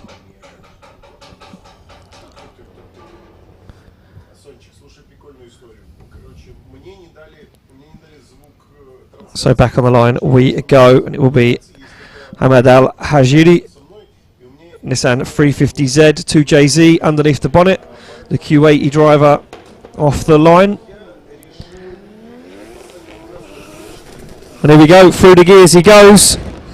Aggressive anti-lag, pops and bangs, but it doesn't help him get to outside zone 1. Starts to find that line outside zone 2, but sacrifices outside zone 3. Now he's on the inside edge of the circuit, trying to find outside zone 3, just can't seem to get there. As he stands on the accelerator, big bang of anti-lag as he comes past the judging tower. Looks for the transition to outside zone 5. Up onto that zone he goes. Oh, and a little wobble there, a little hold off on throttle, trying to get that car back up on boost. As he flicks into outside zone 7, does just about fulfill it, and across the line he goes. So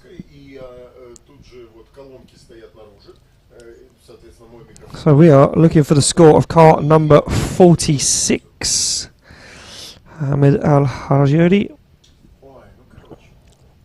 So I do believe he's out of competition at the moment. Potentially, yeah, sits on a 0. 31.3 on his first qualifying run, I do believe. Unless I am confused. Yep, no. So no score change there from Samir Samadi, the Lebanese driver, off the line. Incredibly low tyre pressures. These guys only managing to get away with running tyre pressures this low here on this circuit because there are no curbs. There are not really anything to hit apart from walls. so they can get away with running those incredibly low tyre pressures. Transitions into outside zone 4. That's Samir. And currently sits on a 55. So does find himself in the show. 26th at the moment. He will want to improve. As I said earlier on, struggling with his car in practice. It did shut down in the burnout box. And Samir Samadi making sure he can get that car back out for qualifying. Looking comfortable in the car. Nice line into outside zone 2. Very wide into 3, but makes it work. But those wheels off circuit, I mentioned it a minute ago. Outside zone 3, outside zone 5. Outside zone 4 and outside zone 6 are where these guys are bleeding points. If they're dropping wheels off the edge of the circuit, they will bleed points from their score. They are allowed that small portion on that wall run to drop a wheel over the edge of the track. But these guys, some of them flirting with that and pushing it too far. So car number 19 jumps up a little bit. 65 on his second qualifying run. Al-Belushi, whackers Al-Belushi! Big understeer moment there. As he now manages to get himself back into the groove. It was a 0 in his first qualifying run. And I wonder if that moment of understeer will be yet again a 0 for him. Currently out of competition, obviously, with a 0. Oh! And he was literally a metre away from the finish line. Oh, so close, yet so far. Potentially nice initiation. Yeah, had some commitment. You can see him there waiting to get on that throttle, and that is absolutely ruining these runs for some of these drivers. That lack of commitment heading towards the outside zone is really where they are falling at the first hurdle. So there will be a second 0, I do believe, and I'll take a look at the scoring system next to me, and yeah, it will be a second 0. Noor Dawood off the line now. Again, another driver with a 0. And Dawood, big moment of understeer. Waited too long to get on the throttle for outside zone 3. It does have the power, it does have the aggression, she does have the talent. But maybe that tentativeness, that worry inside, just holding her back. Nice commitment, nice transition into outside zone 5. Where was that commitment? Where was that when she needed it on outside zone 3? Look at the line in 6, this is incredible. She now starting to connect the dots, but the moments of on and off throttle are ruining her score, and she gets it across the line. Could have been such a good run there for Noor Dawood. Even the initiation had potential there. She did exactly what the judges wanted to see. Look at this though. Flicks the car on angle and then she used the handbrake, come off throttle, and I think that allowed the car to come off boost. Once she got back on boost, way off qualifying line, on the inside, and that really was the nail in the coffin for that run. So we have a look at where she drops in. Does she improve? And we are looking for car number 60 on my scoring sheet. She does get a score on the board. 25th place at the moment, a 61.3. So she will be happy with that. Ahmed Al-Jaberi off the line now though. A 0 in his first qualifying run. What can he do? Boss kitted V8 powered S13. As Jabir shut that car down on that transition to outside zone 5, and this one I don't know if this is going to be enough to get him into the show. Very scrappy, out of the zones, wavering and wobbling on and off the throttle. That throttle modulation was another thing that the judges were picking up on in the drivers' briefing, saying they needed the drivers to have full commitment. They didn't want to hear them on and off the throttle, and very predominant here in the Middle East. This no noise limit really does sometimes sacrifice a lot for the drivers. So again, I think the initiation not too bad, goes a little wide, looks for outside zone 2. Look at the steering input, so you can see dabbing that handbrake that far away from outside zone 3 is what's absolutely killing these runs for these drivers, and I hate to keep dwelling on it, but it certainly is. And I think these guys need to take a look back at the replay, re-watch what they've done, and learn where they're going wrong and improve from there. So we look for the score of car number 31. After we see Zaire Al-Shikashi make his way around 2JZ powered Nissan 370Z. And again, another driver off that qualifying line. Would have liked to have seen the initiation to see where it went wrong, but we'll see that in a replay. As he now makes his way around, oh, on a big straight line straight line drag across from 4 to 5. Having to use a handbrake to reinitiate, judges won't like that. And a big flick again, that aggressive flick not working out for him. Fired him away from outside zone 7. So let's take a look at the replay. And we need to take a look back at some scores. Car number 31 just drops in with a 46.3. And we need the score for Zaire Nasser. Car number 14. Where does he get himself? Does he get himself in the show? He certainly does. 30th for 47 on his first qualifying run. Falah, run 2. Coming up on the inside though, way away from outside zone 3. And an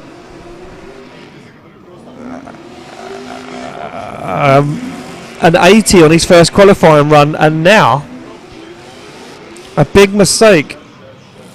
A nice transition into outside zone 5, starts to clean it up, gets himself into outside zone 6, just about rescue something from that one. Transitions back, but the consistency not there, away from outside zone 7. So we go back to the replay. Car number 40, Iyab Abu Falah, an 80 on his first qualifying run, and I'm not sure he's going to get anywhere close to that on this second qualifying run. We need to have a look at the score for car number 14. Nasser gets himself, stays where he is, with a 47, a 38, not enough to improve. An 80 on Falah's first qualifying run. Now, Falah was in that top 10, I do believe, just about 11th at the moment. A 52 on his second qualifying run, so he stays where he is. Assem Gabr off the line in this V8 S15. Nice line into 3, looking to make this one work. On and off the throttle though, very, very tentative.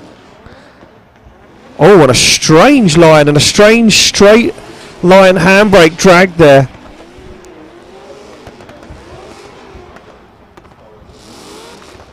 Is what really sacrificed a lot of points there. So we take a look for the scoreboard, and he is out of competition. That will be a 0 on his second qualifying run, I do believe. No jumps in with a 50.3. So Abdullah up next, a 0 on his first qualifying run.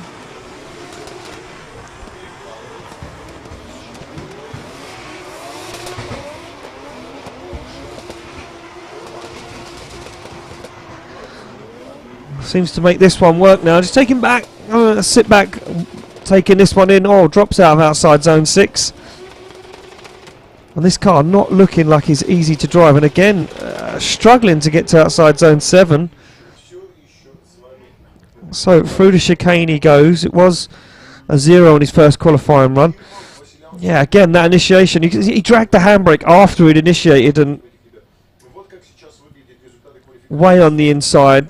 Found that qualifying line by this transition and was hoping he was going to try and claw something back for this one. Did drop out of it a little early, kept a wheel right on the edge of that white line. Got the transition done quite nicely, but then again falls away from those outside zones. Car number 25, I do believe, will stay out. Yeah, 38.3, not enough. Beckett Al-Hajri next. V8 Nissan 350Z, and again another driver. The initiation, the commitment, the line, really not helping him, and now struggling to make it work. Stands on the throttle, does start to get to the outside zones. Again, a wheel off the edge of the circuit. There'll be points deducted. Judges saying that yellow line is crucifying these scores. Back to the initiation we go for Beckett. Currently out of top 32 competition with a 45 on his first qualifying run. And we await to see if he can improve. And no score dropped in from our judges at the moment for Beckett Al-Hajri. And it doesn't look like we are going to get a score dropped in. There we go. A 59 gets himself in the show for the moment. On the line, Yasser Al-Shahrani, the Qatar driver. 46.3 on his first run. And I think that's going to be very much as he's going to get on this second run as well, because this, again, very scrappy. Wheels off track, transitions mistimed, and off that qualifying line. In and out of the zones a little early, a little late. Transitions back, he's going to sacrifice outside zone 7. Yeah, just catching a wheel on very edge of the box there. So Yasser Al-Shahrani, a 46.3 on his first qualifying run. Car number 34, right on the brink, 33rd at the moment in qualifying. Can he improve? I'm not sure he can. And a 38 for his second qualifying run again. Another driver exiting the competition as we look for our Malaysian driver on the line. Next it will be Fu Wei Shen in the E92 BMW, the Malaysian champion.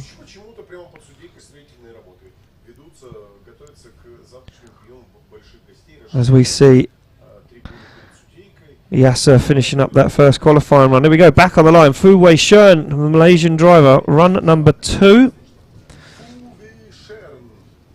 A 48, so the cut-off at the moment is a 48, and he is in 31st place. So work to be done to get himself securely in that top 32.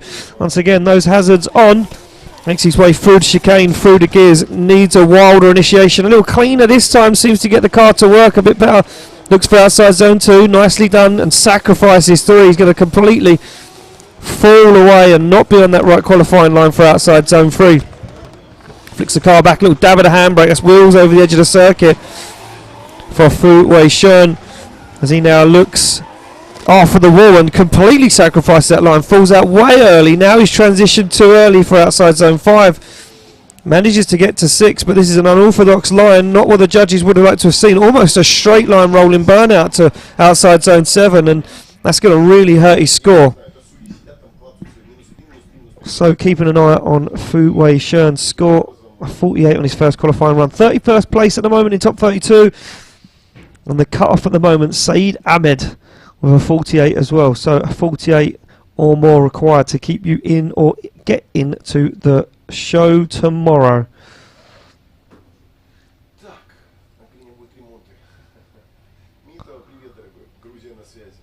So don't forget, if you want to watch top 32 action, we'll be live here from Muscat in Oman for round 2 of the 2023 Oman International Drift Championship, season 5 at 4 o'clock local time. No score at the moment, drops in for Fu Wei Shen, and we look to the line for Sergey Krumits. So Sergey Krumits, the Ukrainian driver, gets the thumbs up. What can he do?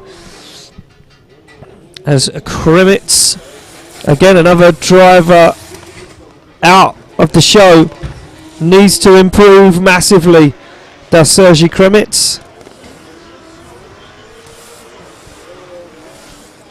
And Krumits, not a bad line there in outside zone 3. It transitions though, gets that line wrong into outside zone 4.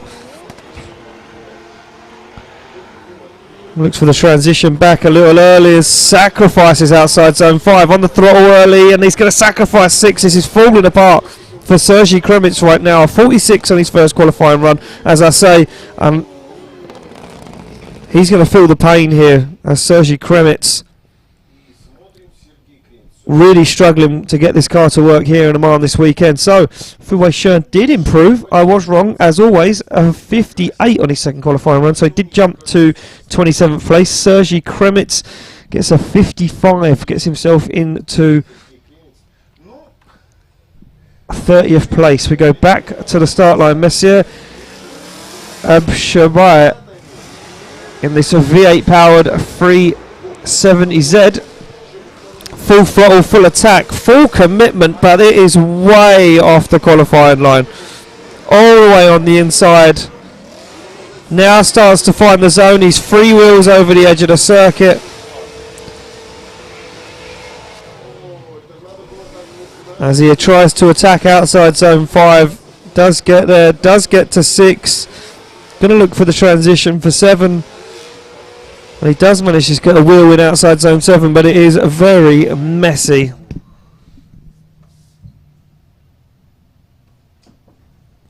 So here we go, car number 53. Messier with a 57 on his first qualifying run. Currently sits in 29th place. A 57.3 was the first score of the evening for this young man. And now Messier looking to improve, but that first outside zone, the second outside zone, and outside zone 3 completely avoided by the rear wheels of this 370Z.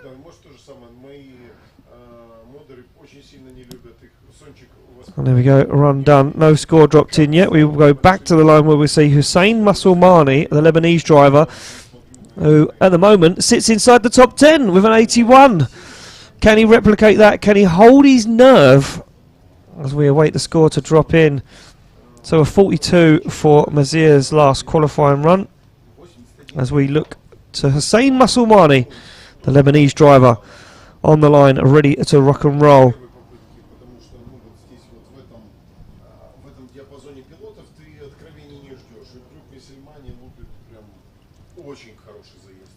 So waiting for the smoke to clear on the circuit if you're wondering what the hold up is in the action. And here we go, off the line, Hussein Musulmani, Lebanon represented through the gears. Don't forget, inside that top 10, beautiful initiation, right to the edge of the circuit, wheel over that line, rewarded for that, not deducted for it, and wow, and a beautiful line again into outside zone 3, on the foot brake, right on the edge of the circuit, as Hussein Musulmani not messing around anymore, muscling his way into the competition. Wow, this is clinical from Hussein Musulmani. Can he hold it together? He can, right to the wall, looks for the transition back. He's got this track absolutely dialed. Look at the line he's taking into outside zone 6, not as deep as we'd hope he'd be, but he does make it there, he does fulfill it. Outside zone 7 coming up, and he absolutely smashes it. Across the line goes Hussein Musulmani. Wow. Wow, wow, wow. What a run from Hussein Musulmani. This man improving every single year, every single round of competition, and so good to see his talent and skill shine through. Where does he do? What does he do? Oh, an 88.3, jumps himself into 5th place at the moment in competition, and rewarded by the judges, and consistency as well. An 81 on his first qualifying run, an 83 on his second. Very good job there. So we go back to the start line, and it will be Alexander Katansev, Ukrainian driver, and that car a 0 on the first qualifying run. That car failing to initiate. Not sure what the issue was, but the team got it fixed, and once again, oh wow, and a lot of sparks from the back of the car, so I'm not sure what's broken there. So once again, there's the issue shining through. Double zeros for the Ukrainian driver. Manages to initiate this time. You watch the back end, watch where that fuel cell hangs, where the differential is in the back of this BMW E46. Sparks appear, there you go, on the floor, and then when he gives it some aggressive clicks, bam, some more sparks. And you can see, if you take a look under the car, the differential bouncing around and the exhaust knocking about. Not sure what has happened to that car, but nevertheless, out of competition goes the Ukrainian. Mick Kelly on the line, the Australian. So Mick Kelly at the moment, 28th place in qualifying with a 57. Looking a little shaky after that big hit with the wall earlier on in practice. Oh, and an early initiation, that's hurt him massively. Now he's going to struggle to get to the outside zone 2 and 3. Dale's on the angle, starts to flick that car across the circuit, just trying to rescue something from this run. He knows he's made a big mistake. Went for a brave, big initiation. And Mick Kelly at the moment nervously awaits to stay in top 32 competition as he wavers and wanders and falls away from those outside zones. Last one coming up, can he get anywhere close to it? And he can't as Mick Kelly crosses the line. So the Australian Mick Kelly doing everything he can, but that early initiation sacrificing a lot of points on his second qualifying run.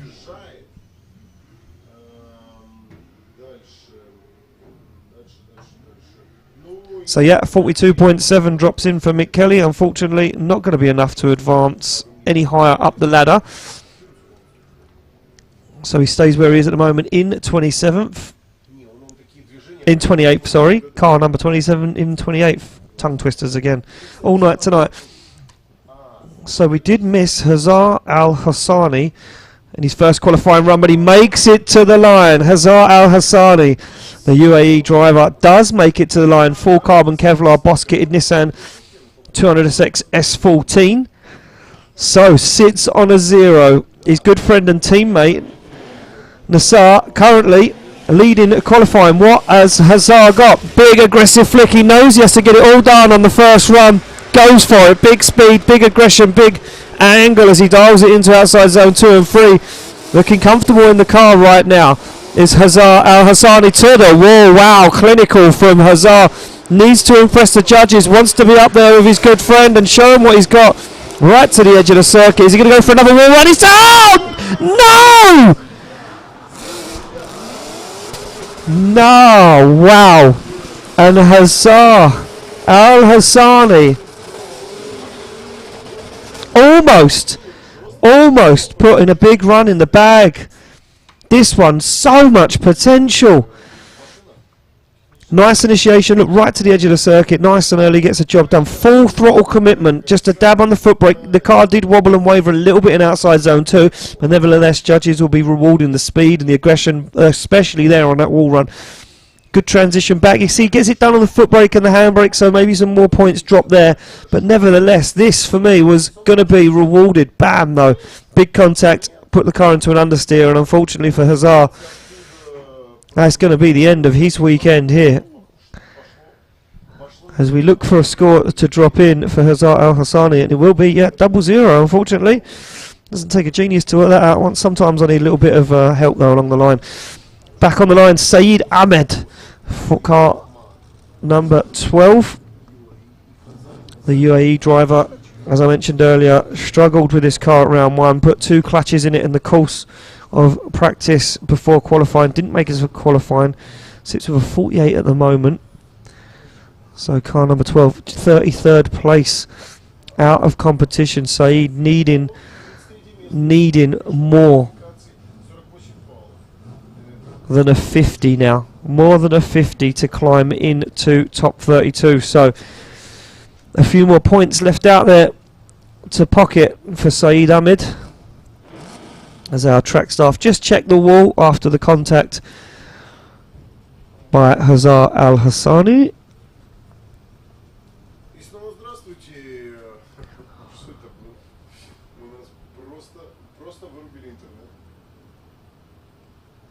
And a patient wait on the line for Saeed Ahmed.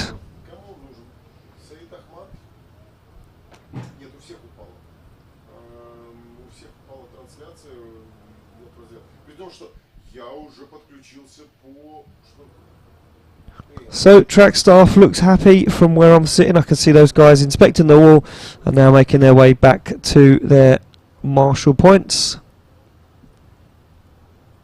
I'm just checking out the track to make sure we have no fluids or such leaked. We want to make the track conditions perfect for all the drivers every single run.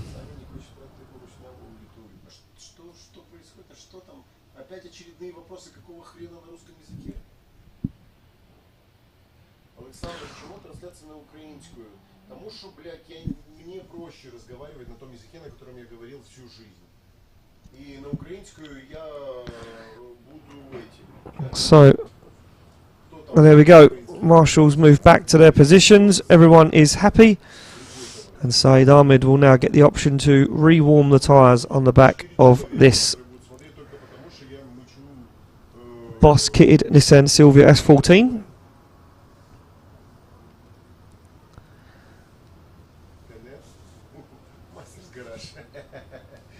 So no change at the top at the moment for our top 5. Hussein Musulmani though, well sorry, there is one change. Hussein Musulmani does jump from 9th to 5th place in qualifying. Ali Makseed 4th, Benedict Cherba in 3rd, Timo Lipsky in 2nd, Nasir Al-Habali with that incredible 94-point run. I think that one's going to be hard pushed tonight here in Oman to beat. Judges saying, can he replicate it though? Can he do it again? Well, we will find out. And our track staff still having a look around the circuit. Not sure if they have found something. Maybe some oil spilt. There we go, there they are. Just so you know that I'm telling the truth. Yeah, it looks like maybe a little bit of water spilt down there, potentially.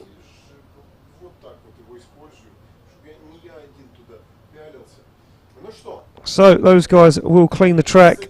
As soon as I can see them happy and moving away from the circuit, we'll be back. I'm going to rest my voice and rest your ears from my voice for a few moments.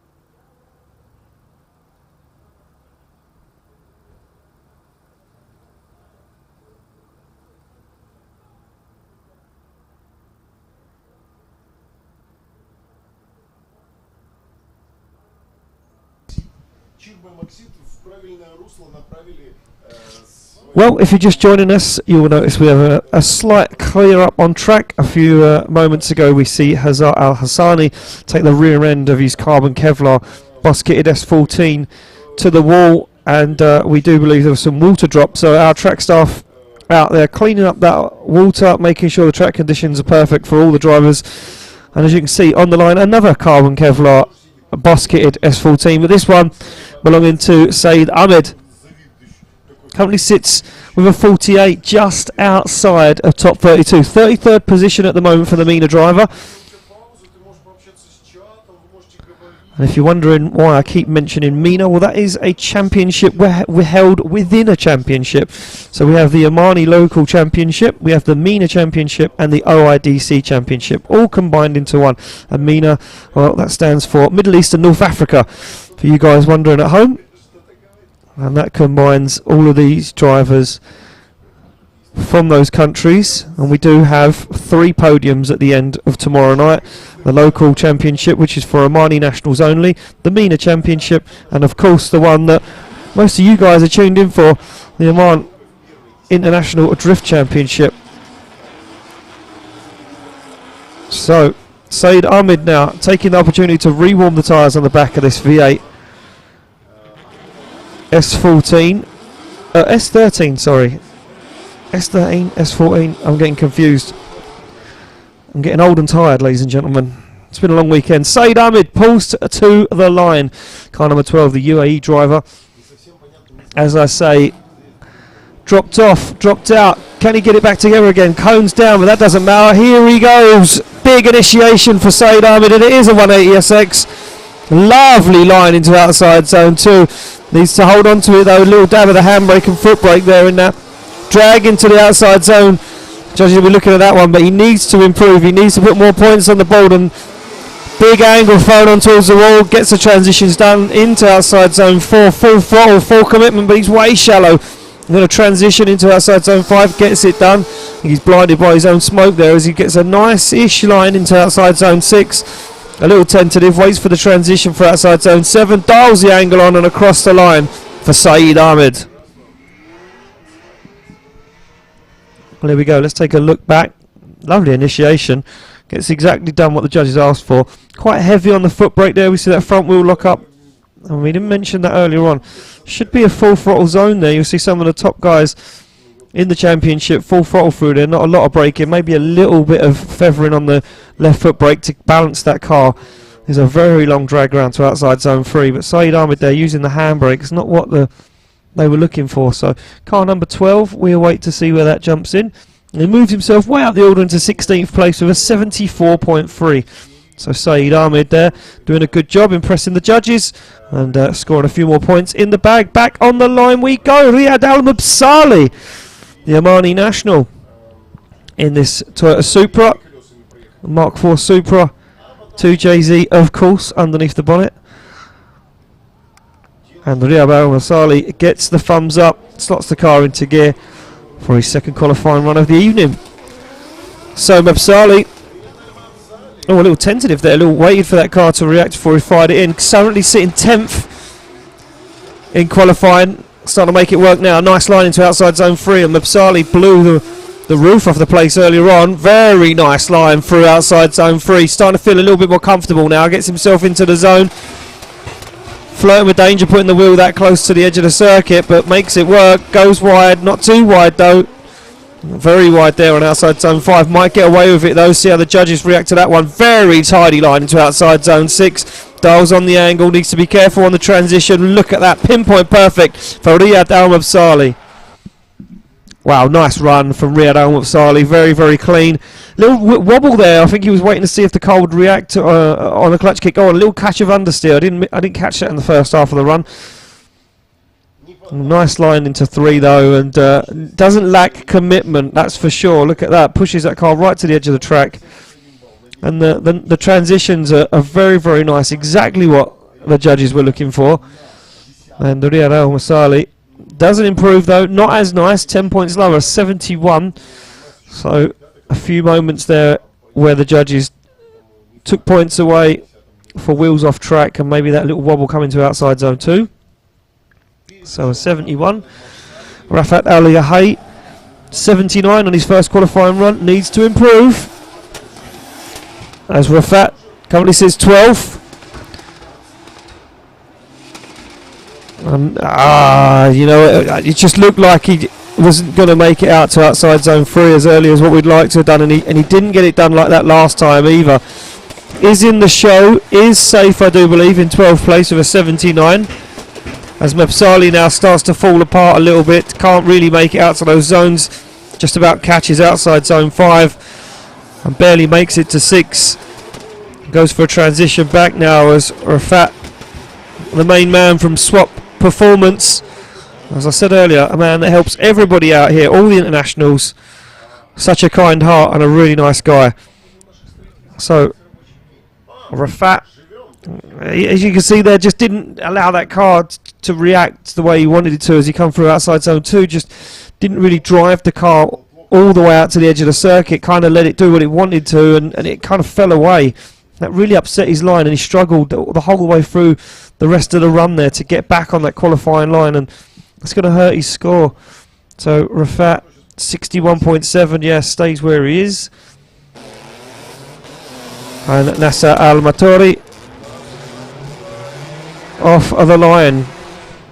Nissan 350Z Turbo V8, 3 wheels off the circuit, starts to batter and fire cones all across the track. Wheels on the inside, this one scrappy at best for the man who wears number 3 on the door. He currently sits in 21st place. So his first qualifying run was the one, I do believe, that will potentially get him through to the big show tomorrow. And there we go. And we can see where it all went wrong. Nice initiation. Kind of, yeah, it stayed on that shallow angle way too long on outside zone 2. Just didn't really keep himself in it. And a 40.7 on his second qualifying run. Yeah, lacking that consistency. Always a bad sign when we go into top 32. Consistent drivers are the ones that normally advance through. And not a very fast run either. Very, very slow. So we go back to the line. Lev-Rohovsky, 17th at the moment for the Ukrainian driver. And Lev-Rohovsky, 2JZ powered Toyota GT86.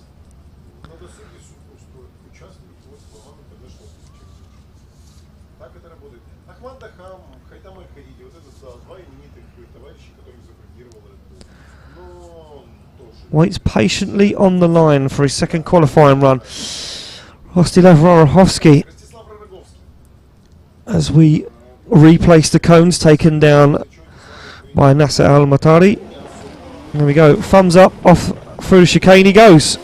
Lev-Rohovsky, Ukrainian driver, big flick for initiation. Oh wow, gets it wrong massively. Lev-Rohovsky, well, he tried something to impress the judges, and unfortunately it didn't work out for Lev-Rohovsky. Will be a 0 on his second qualifying run. Just goes for that wild initiation, jumped on the throttle. There was no way that that car was going to come back from that. Unfortunately for Lev, had to put it into a spin. So a 0. We go back on the line to this young man. And that's it, Al-Habali. Pulls up to the line, the El Salvador driver. Well, still unchallenged at the top. The closest has been is Timo Lipsky with a 92, but Yasser Al-Habali sits with a 94.3. First place qualifier at the moment. And can he get the consistency? Can he do it back to back? That's what the judges were asking earlier in the break. Can he do it twice? And I'm sure Yasser will be asking himself exactly the same thing. Can he beat that score? Nothing to lose for this young man.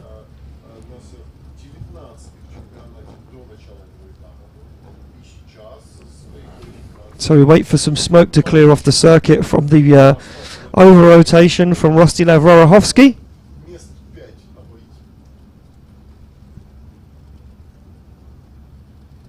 As now Yasser Al-Habali, well, we see his teammate Al-Hasani out of competition, so a good spotter in the paddock are waiting for him tomorrow.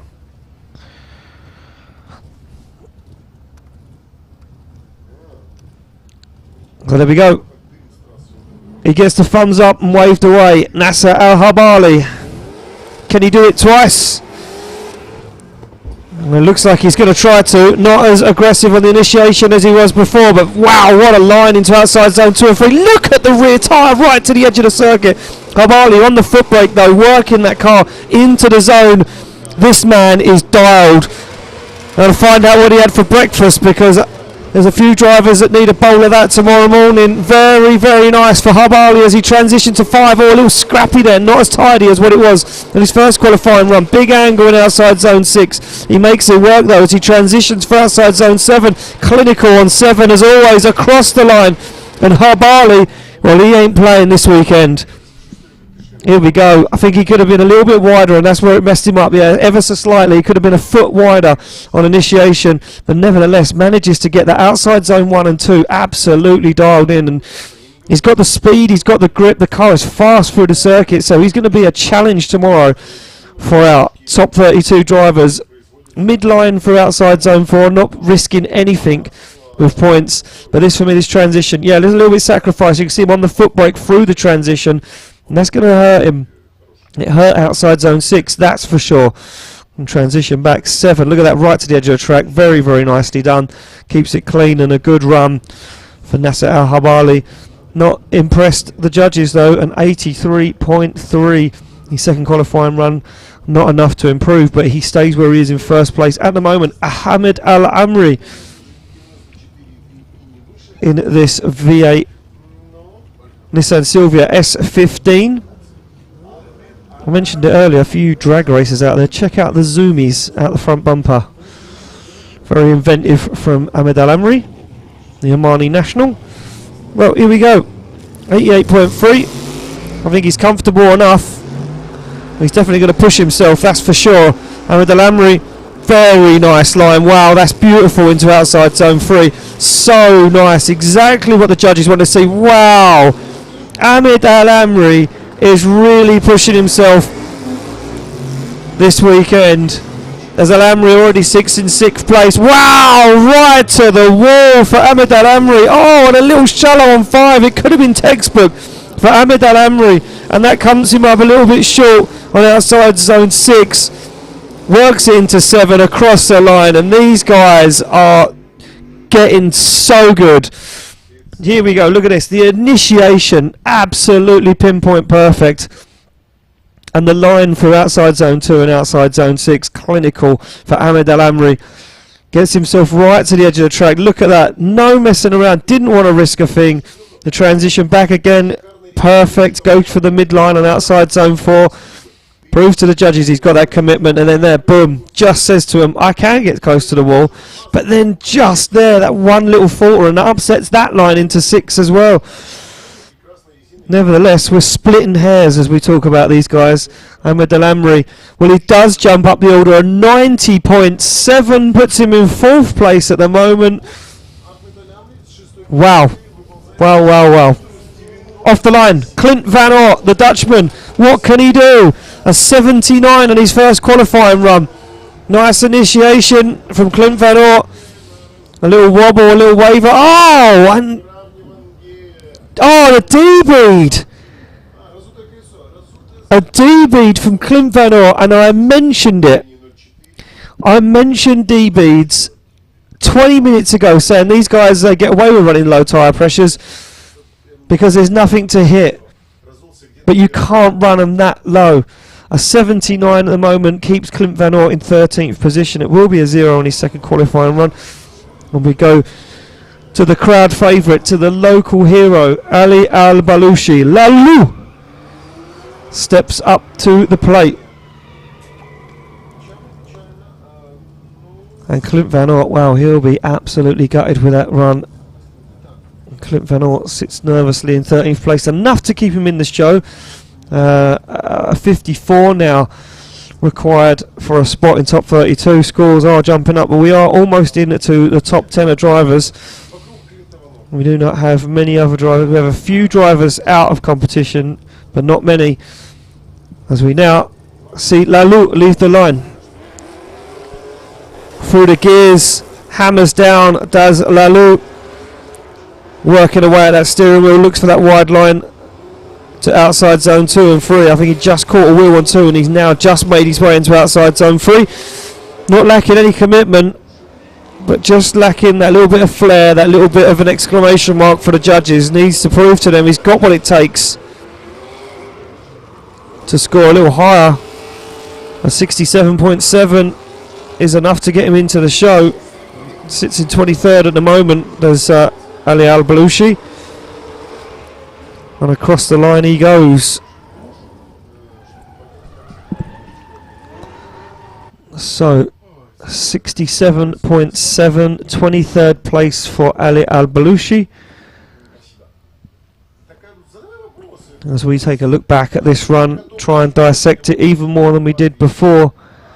Well, he does improve. He gets an 80 for Ali Al-Belushi and jumps himself up into 12th place ahead of some pretty big names, one of them being Ahmed Daham.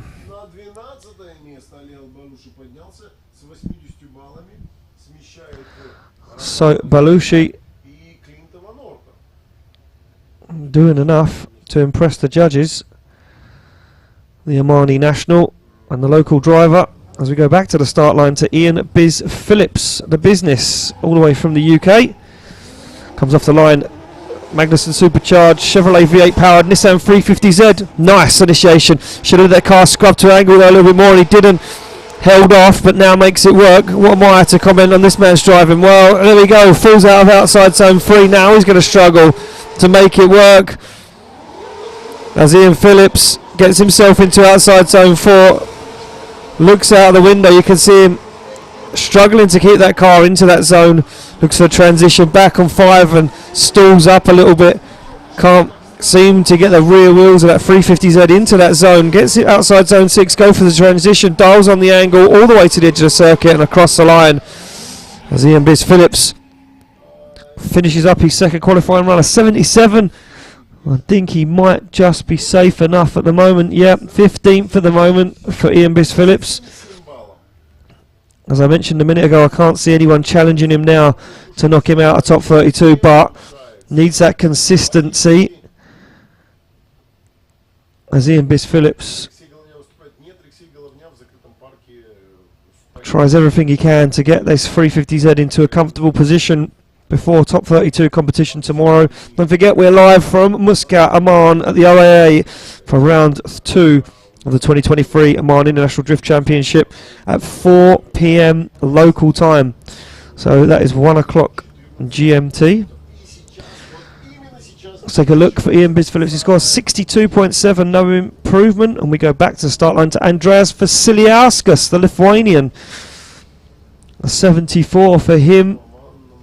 Down in 19th place at the moment. He'll be happy to get in the show. Misfortune here before in Oman. Can he progress? Can he improve? Nice big flick to initiation. Full throttle now as he makes his way through that freewheel motion coming into play again. Look at the way that car pivots across the axles. Nice line for outside zone 3. Consider the way stares down the circuit looking for outside zone 4. As Andreas Vasiliauskas makes his way through, up to the wall, clinically done, technical as always from Vasiliauskas, calculated as he's into 6, nice line, flirts with danger on that yellow line, transitions for 7 very fast, right to the edge of the circuit. Vasiliauskas with a point to prove. Wow, let's take a look back at this and dissect it even more. Vasiliauskas, that freewheel motion, insane. The way the car hops across its axis. Very, very tidy there. Just what I know he wanted to get the back end closer to the wall, just couldn't get there. And again, another driver midline for outside zone 4, not pushing too much, just proving enough to the judges. Big wall run there though. Transitions back, nice line into 5. as he gets into 6th very, very early. Look at that wheel just about on that white line, almost onto the yellow line, and this one, big angle thrown on for outside zone 7. Gets the job done. I think the judges will be impressed by that one. And there we go, a 92.3 as Andreas Vasiliauskas jumps himself in to 2nd place. Wow, and a tie at the top between 2 drivers. Things are getting hot and heavy in the desert. We move it along. Ali Al-Shahani, the Omani international driver, the Omani national driver, sorry, sits on the line at 24.3, so out of competition, 38th at the moment. And Shahani, as I said, problems with that car in practice, didn't look right for the first qualifying run, and now I wonder if there's problems once again.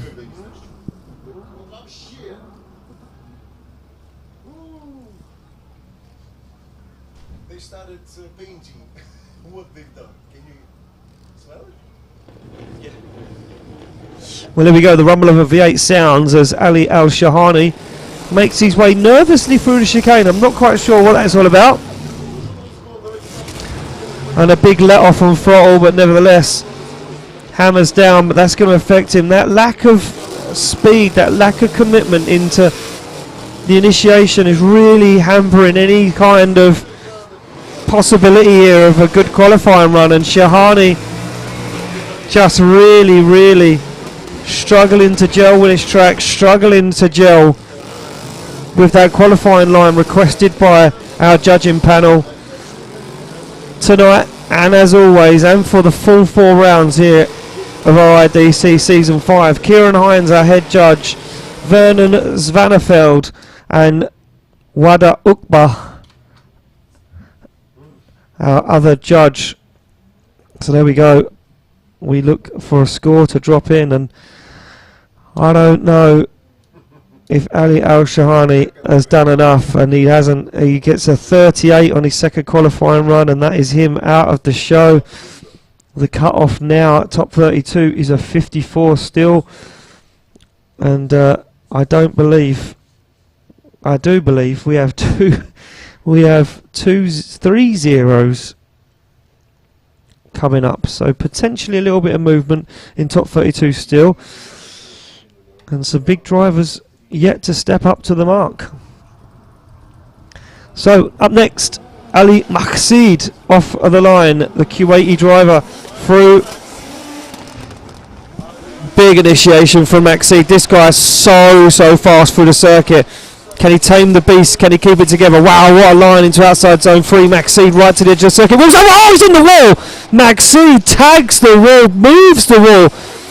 Keeps it together though, does Ali Maqseed, as he now tries to run yet again another wall, and he certainly does. Pops the boot lid up. He's going for the show, is Ali Maqseed. Outside zone 6 coming up hot and fast now as he looks for the final outside zone. And Maqseed across the line and to the edge of the circuit. Wow, incredible stuff from Ali Maqseed. Big flick on initiation. The speed, the cameraman could barely keep up at one point. Where did it go wrong though? I think he went wheels over and it kind of carried the car. The car got loose. Yeah, there. Boom! Moved the wall. Nice transition back though. Fair play to Ali Maqseed for keeping himself in it. Judge is not rewarding it though. A 74.3. And Ali Maqseed stays where he is at the moment for 90.7. Maqseed currently in 6th place.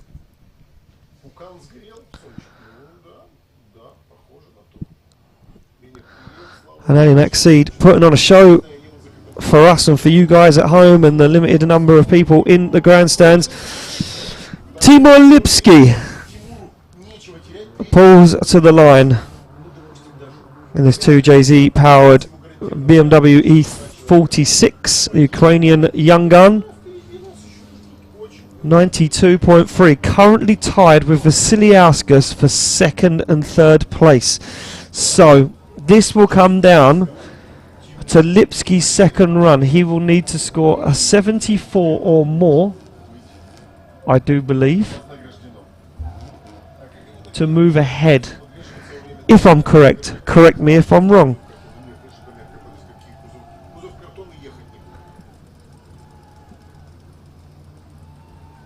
So a lot of cheering going on. Not sure what these guys have seen or what they haven't seen. So it does look like we may need to have our wall readjusted. And there we go. Quite a big kink in what was meant to be a straight wall. So I'm going to rest your ears and my voice. Don't go anywhere. We'll be back soon with more action here at qualifying round 2 of the 2023 Oman International Drift Championship.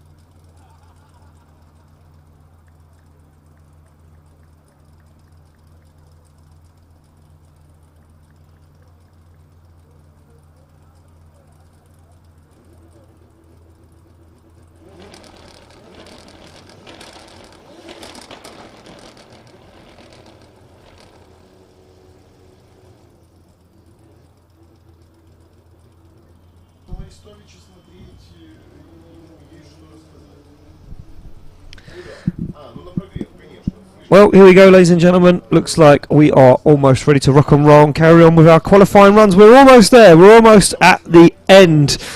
We are in almost to our top 10. Timo Lipsky sits 11th in the championship at the moment. So Lipsky, at the moment, tied with points with Andreas Vasiliauskas. And if mine and Grinya, my Ukrainian friend and co-commentator, are correct, Lipsky needs to score more than a 74 in his second qualifying run to move ahead of Andreas Vasiliauskas. So, Timo Lipsky warms the tyres on this 2JZ BMW E46, gets the all clear to go. Flames erupt through the chicane. Here he comes. Timo Lipsky, big flick, very nice, right to the edge of the circuit, full commitment. On the foot brake, right to the edge of the circuit. Very nice line into outside zone 3. Look at this from the young Ukrainian. Is unstoppable this weekend. I said he was on rails in practice, and he has continued that into qualifying. Look at this from Lipsky. Heavy on the foot brake. Judges won't like that. Onto the wall, but technically onto the wall. Very nice into outside zone 5. He's going for the top spot. He wants to take down Al-Habali. Can he do it? Nice line through 6. One more zone to go as Timo Lipsky's blinded by his own smoke across the line. Wow. Wow. Incredible stuff from the young Ukrainian driver. Big flick. A big snap to angle on initiation. Very nice line. Wheels dropped though. Judges will be knocking a few points away from those wheels dropped on the edge of the circuit. But don't forget, he will be rewarded style and impact points for the run as well at the end of the run. So Timo Lipsky, as much as he's losing a few points here and there, will be gaining some back through the impact, the line, the style. And Lipsky, look at that line for outside zone 6. Not one wheel dropped, so clinical. And I think he did exactly the same here. If you can see as far as what I can see through the smoke, very nice stuff. Very, very nice stuff. Score drops in an 85.7. So an 85.7, not enough to top qualifying. And we will see where he ends up. A system bug maybe. A system bug. You think it was a 95.7, did you, Grinya? Well, there we go. We're into our top 10. Tariq Al-Shahani, your MENA and local champion. As I said earlier, hence why he runs that number 1 on the door. The Omani national comes off the line for the second qualifying run. 82. on his first run. What has Tariq Al-Shahani got right now? Tariq currently sitting 10th in qualifying. Nice line for outside zone 2. Oh, way wide into outside zone 3. And if there's any lessons that we learn from Lipsky's run, those wheel drops are crucifying in your score. As Shahani flirts with the edge of the circuit, absolutely destroys the rev limiter, a shallow line into outside zone 5. As Tariq Al-Shahani now makes his way around outside zone 6, looks for the transition back into 7, right to the edge of the circuit, across the line, very nicely done. Shahani team, nice job from Tariq Al-Shahani. Shallows up the angle there, cleverly done, but it made him carry a little bit more too much speed into outside zone 3, and he wanted to keep that momentum, keep that pace. So Tariq Al-Shahani, a 75, no improvement on his first qualifying score. And we get into our 9th driver of the night up next.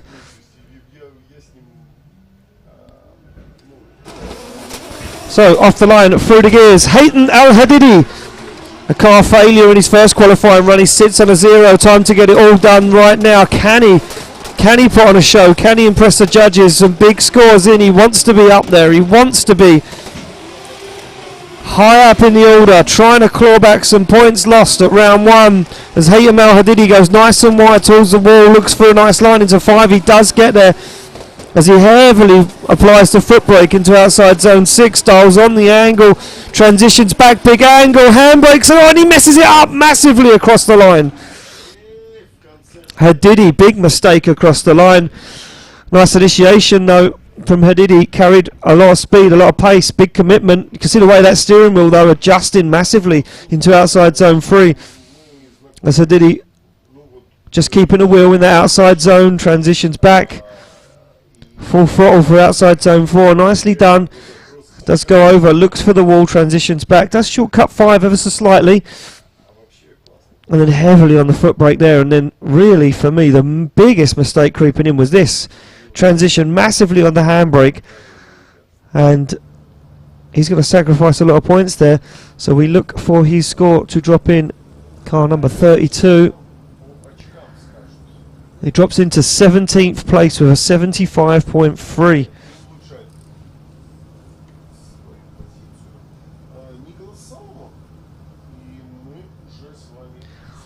So 17th place,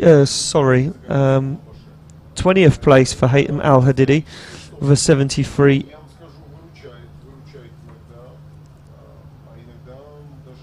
73? Yes, 73. Scores jumping all over the show here. 73.7. So Nicholas Solomon up off the line through the gate at 69.7. He's safe in qualifying for the moment. Nice wide initiation from the American driver. And Nicholas Solomon. Nice line into 3. Oh, tags the wall. Almost upset his line ever so slightly. Oh, and it has. Oh, and did he go 4 wheels off circuit? The judges are going to want to replay that one. 24th for the moment with a 69.7, as I say. Now he's on the inside edge of the circuit. It's a struggle to get to 6. He doesn't really get there, does Nicholas Solomon. Looks back for 7, and that wall tag really upsetting the line. He'll be unhappy with that. Let's have a look at how much of an effect that had on Nicholas Solomon's run. Let's get a good line into outside zone 2 and 3. You see him there just scrubbing the speed. You see how much that affected the steering, and that really threw Nicholas Solomon off, put him on the wrong line to transition for outside zone 4. And we're going to be looking. I am wondering if that will be a 0 for Nicholas Solomon, or if it just hasn't updated yet. Let's take a few minutes. Old and temperamental, just like our head judge, Kieran Hines.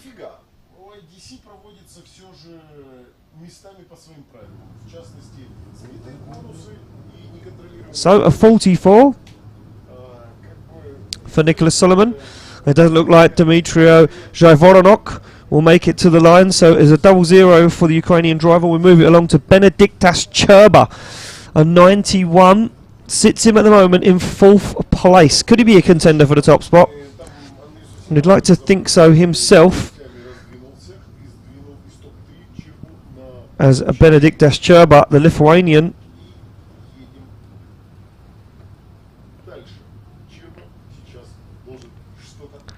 Cherba awaits his run down the gauntlet as they tackle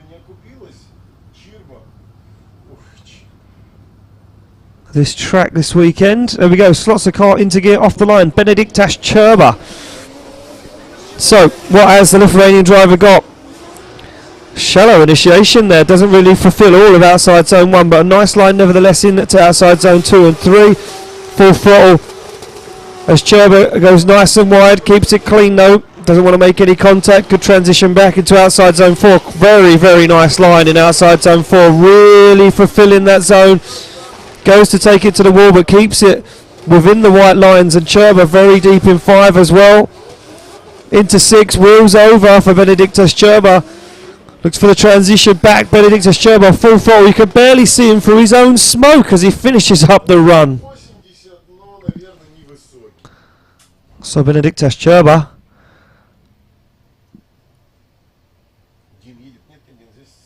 a lot of aggression, a lot of determination to get a high score, but Benediktas Cherba, I think, just throwing a little bit away, leaving a little bit out there on track, wheels over the white line. And the initiation, as we spoke to the judges earlier on, saying that the initiation a big thing. You want to see him fulfill that outside zone completely. Benediktas Cherba was a little tentative on it, but there, wheels off on outside zone 6. That was one of the ones to watch, was what the judges were saying earlier on. And there, well, who knows? Your guess is as good as mine, because he has smoked the whole place out with that qualifying run. No score whatsoever dropped in for the second qualifying run of Cherba. As we go back to the line, Edgars Krogeris.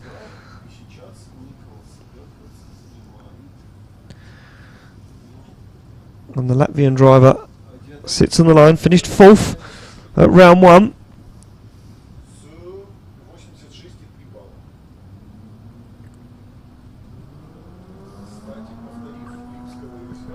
And the score drops in for Cherba's second run, 76.7. So 76.7 for Benediktas Cherba.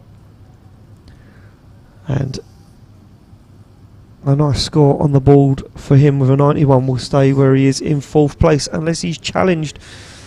We are into our top 5. Our top 5 drivers now on the line,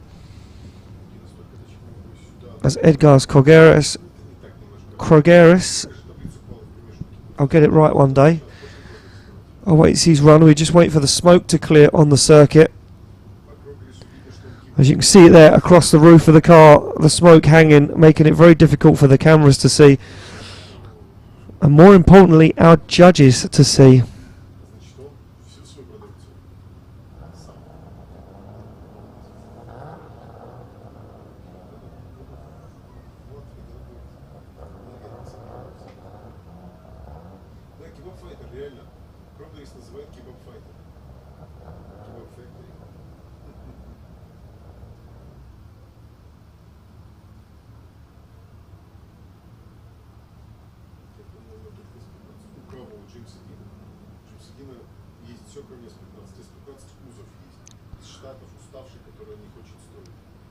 So, looks like the track is clear enough for all of our judges.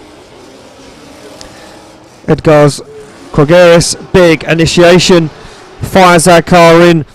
Shallow angle though in outside zone 2. Oh, and a mistake and a wobble there in outside zone 3. He's forced him on the inside edge of the circuit. As Krogeris now struggles to fulfill outside zone 4. He's come way away a little early. And just catch the edge of that outside zone. Transitions back into outside zone 5. Can he pick up that qualifying line once again? He certainly can now, as Krogeris starts to repair the damage done on the transition. Works himself into outside zone 7, but I think it's almost too much too late from Edgars Krogeris. So Krogeris goes for a nice initiation, snap to angle, but it kind of upset him he'd grip the car up and he can get to outside zone 2, and that really forced him away from outside zone 3 as well. So Krogeris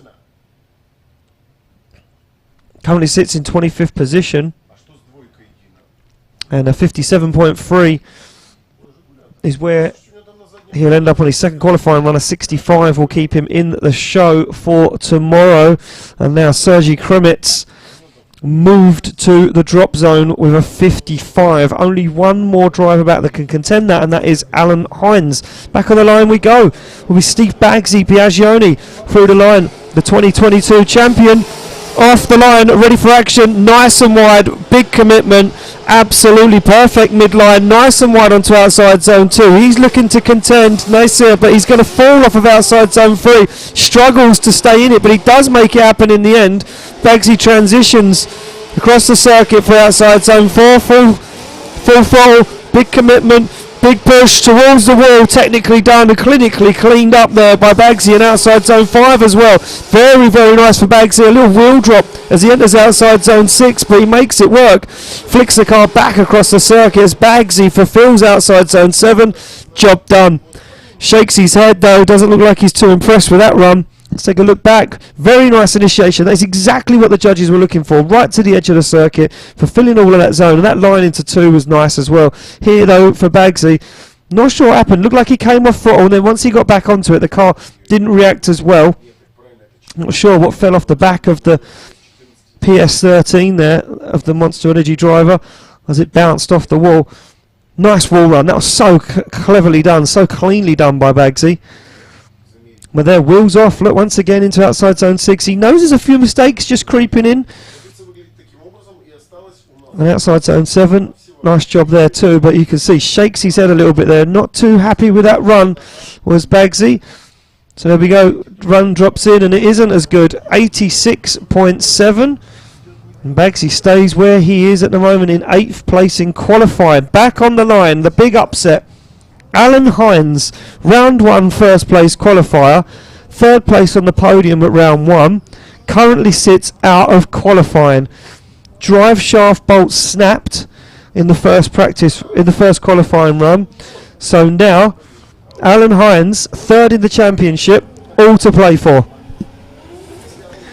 Angry Alan Hines, through the gate he comes, big flick, big initiation, but not as deep as we'd like to see him. Anything right now though will keep Alan Hines in the show. He goes very wide into outside zone 3. Look at that line, absolutely textbook, as he takes it right to the white line, right to the wall, flicks it across the circuit. Nice transition from Hines as he gets into outside zone 4. Just about holds it in that zone as he then pushes wide once again, looks for the transition back. Hines was on point this round just a week ago. It doesn't look like he's got enough in the tank this weekend to top qualifying as Alan Hines takes it to the line and gets the run done. So Alan Hines,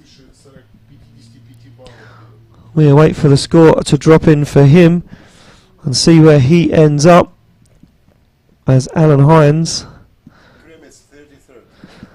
Oh, and Alan Hines knocks Sergey Krumits out of top 32. Unfortunately, we lose Sergey Krumits, which means Alan Hines drops in 7th position with an 89.7. And Alan Hines, getting the job done, gets himself into that top 10, secures a space there. But not the on-form Alan Hines we've come to know. Will he come alive in the battles? Will we move it along to the next driver of the evening? It will be Ahmed Daham. Ahmed Daham at the moment. Ahmed Daham at the moment 18th position with a 75. Daham, the man that's been trying for this championship for years now, needs to improve. Needs to try and make this run one for the history books. Well, here we go. Through the chicane, big initiation from Daham, all the way out to outside zone 1, wheel off the tarmac, beautiful line into outside zone 3, wheel dropped over the edge of the circuit, but he makes it work now as Daham takes it to the edge of the track. Good transition back, very nicely done for Ahmed Daham. This is could be the one to challenge Nasser at the top there, nice line into outside zone 5, a little too much angle dialed on, but he shallows it up and makes it work as Daham gets to outside zone 6, dances across the circuit, right on the edge of the track, across the line, and Daham will be happy with that. Well, let's take a look back. Ahmed Daham, nice line, look at that front wheel off the tarmac, fully locked. A little wide there as he comes into outside zone 3, but makes it work right to the edge of the circuit. No real fault there whatsoever. And this line into 4, look at that, right to the edge of the track. Beautifully done from Ahmed Daham. And Ahmed Daham takes it to the wall, a little nice flirt with the wall as he transitions back for 5. Look, a little bit too much angle dialed on there. You can see him having to dial it off, dials it back in for outside zone 6, dials it on angle again before the transition, right to the edge of the circuit for 7. Wow, what a run there for Ahmed Daham. And we'll wait to see where that puts him, because we'll wait to see if that score drops in and where it does move him up the order. As we see our championship leader at the moment, a 90.7 for Daham in 7th place. But here we go, here's Nicolas Bertans. Needs to go for it now, an 86.3, not what we'd expect to see from this young man. 11th for the moment, just out of that top 10. Nice line in outside zone 3 towards the wall. Keeps it clean on outside zone 4. It looks like he's driving to the shop for a packet of crisps and a chocolate bar. He's that relaxed in that car. Look at this. No stressing as he gets into outside zone 6. One last transition to go for Nicolas Bertans. Right to the edge of the circuit.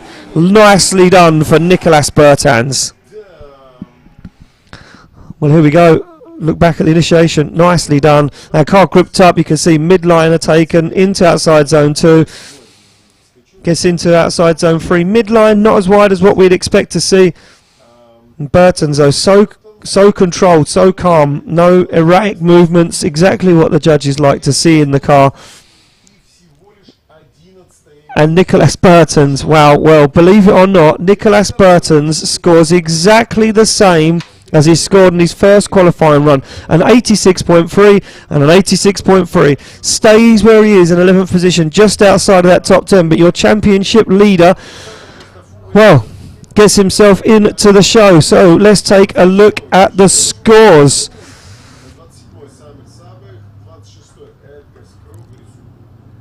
We're going to have a look from the top 10 onwards. And all of the full top 32 drivers that have qualified this evening will be on the OAA and OIDC Instagram page. Top 10, let's have a look. Steve Bagsy Biagioni sits in 10th place. Hussein Musulmani in 9th. Alan Hines in 8th. Ahmed Daham in 7th. Ali Maxid in 6th. Ahmed Al-Amri in 5th. Benedict Taschurba in 4th. In 3rd place, Timo Lipsky. In 2nd place, Andreas Vasiliauskas. And where your round 2 first place qualifier goes to Nasser Al-Habali with that incredible 94.3. Well, there we go. That rounds out qualifying here at round 2 of the 2023 Oman International Drift Championship. You want to see more? We'll be live tomorrow here in Muscat at 4 p.m. local time for top 32 action. This one's going to get hot and heavy. There's a championship fight on the way. We'll see you soon.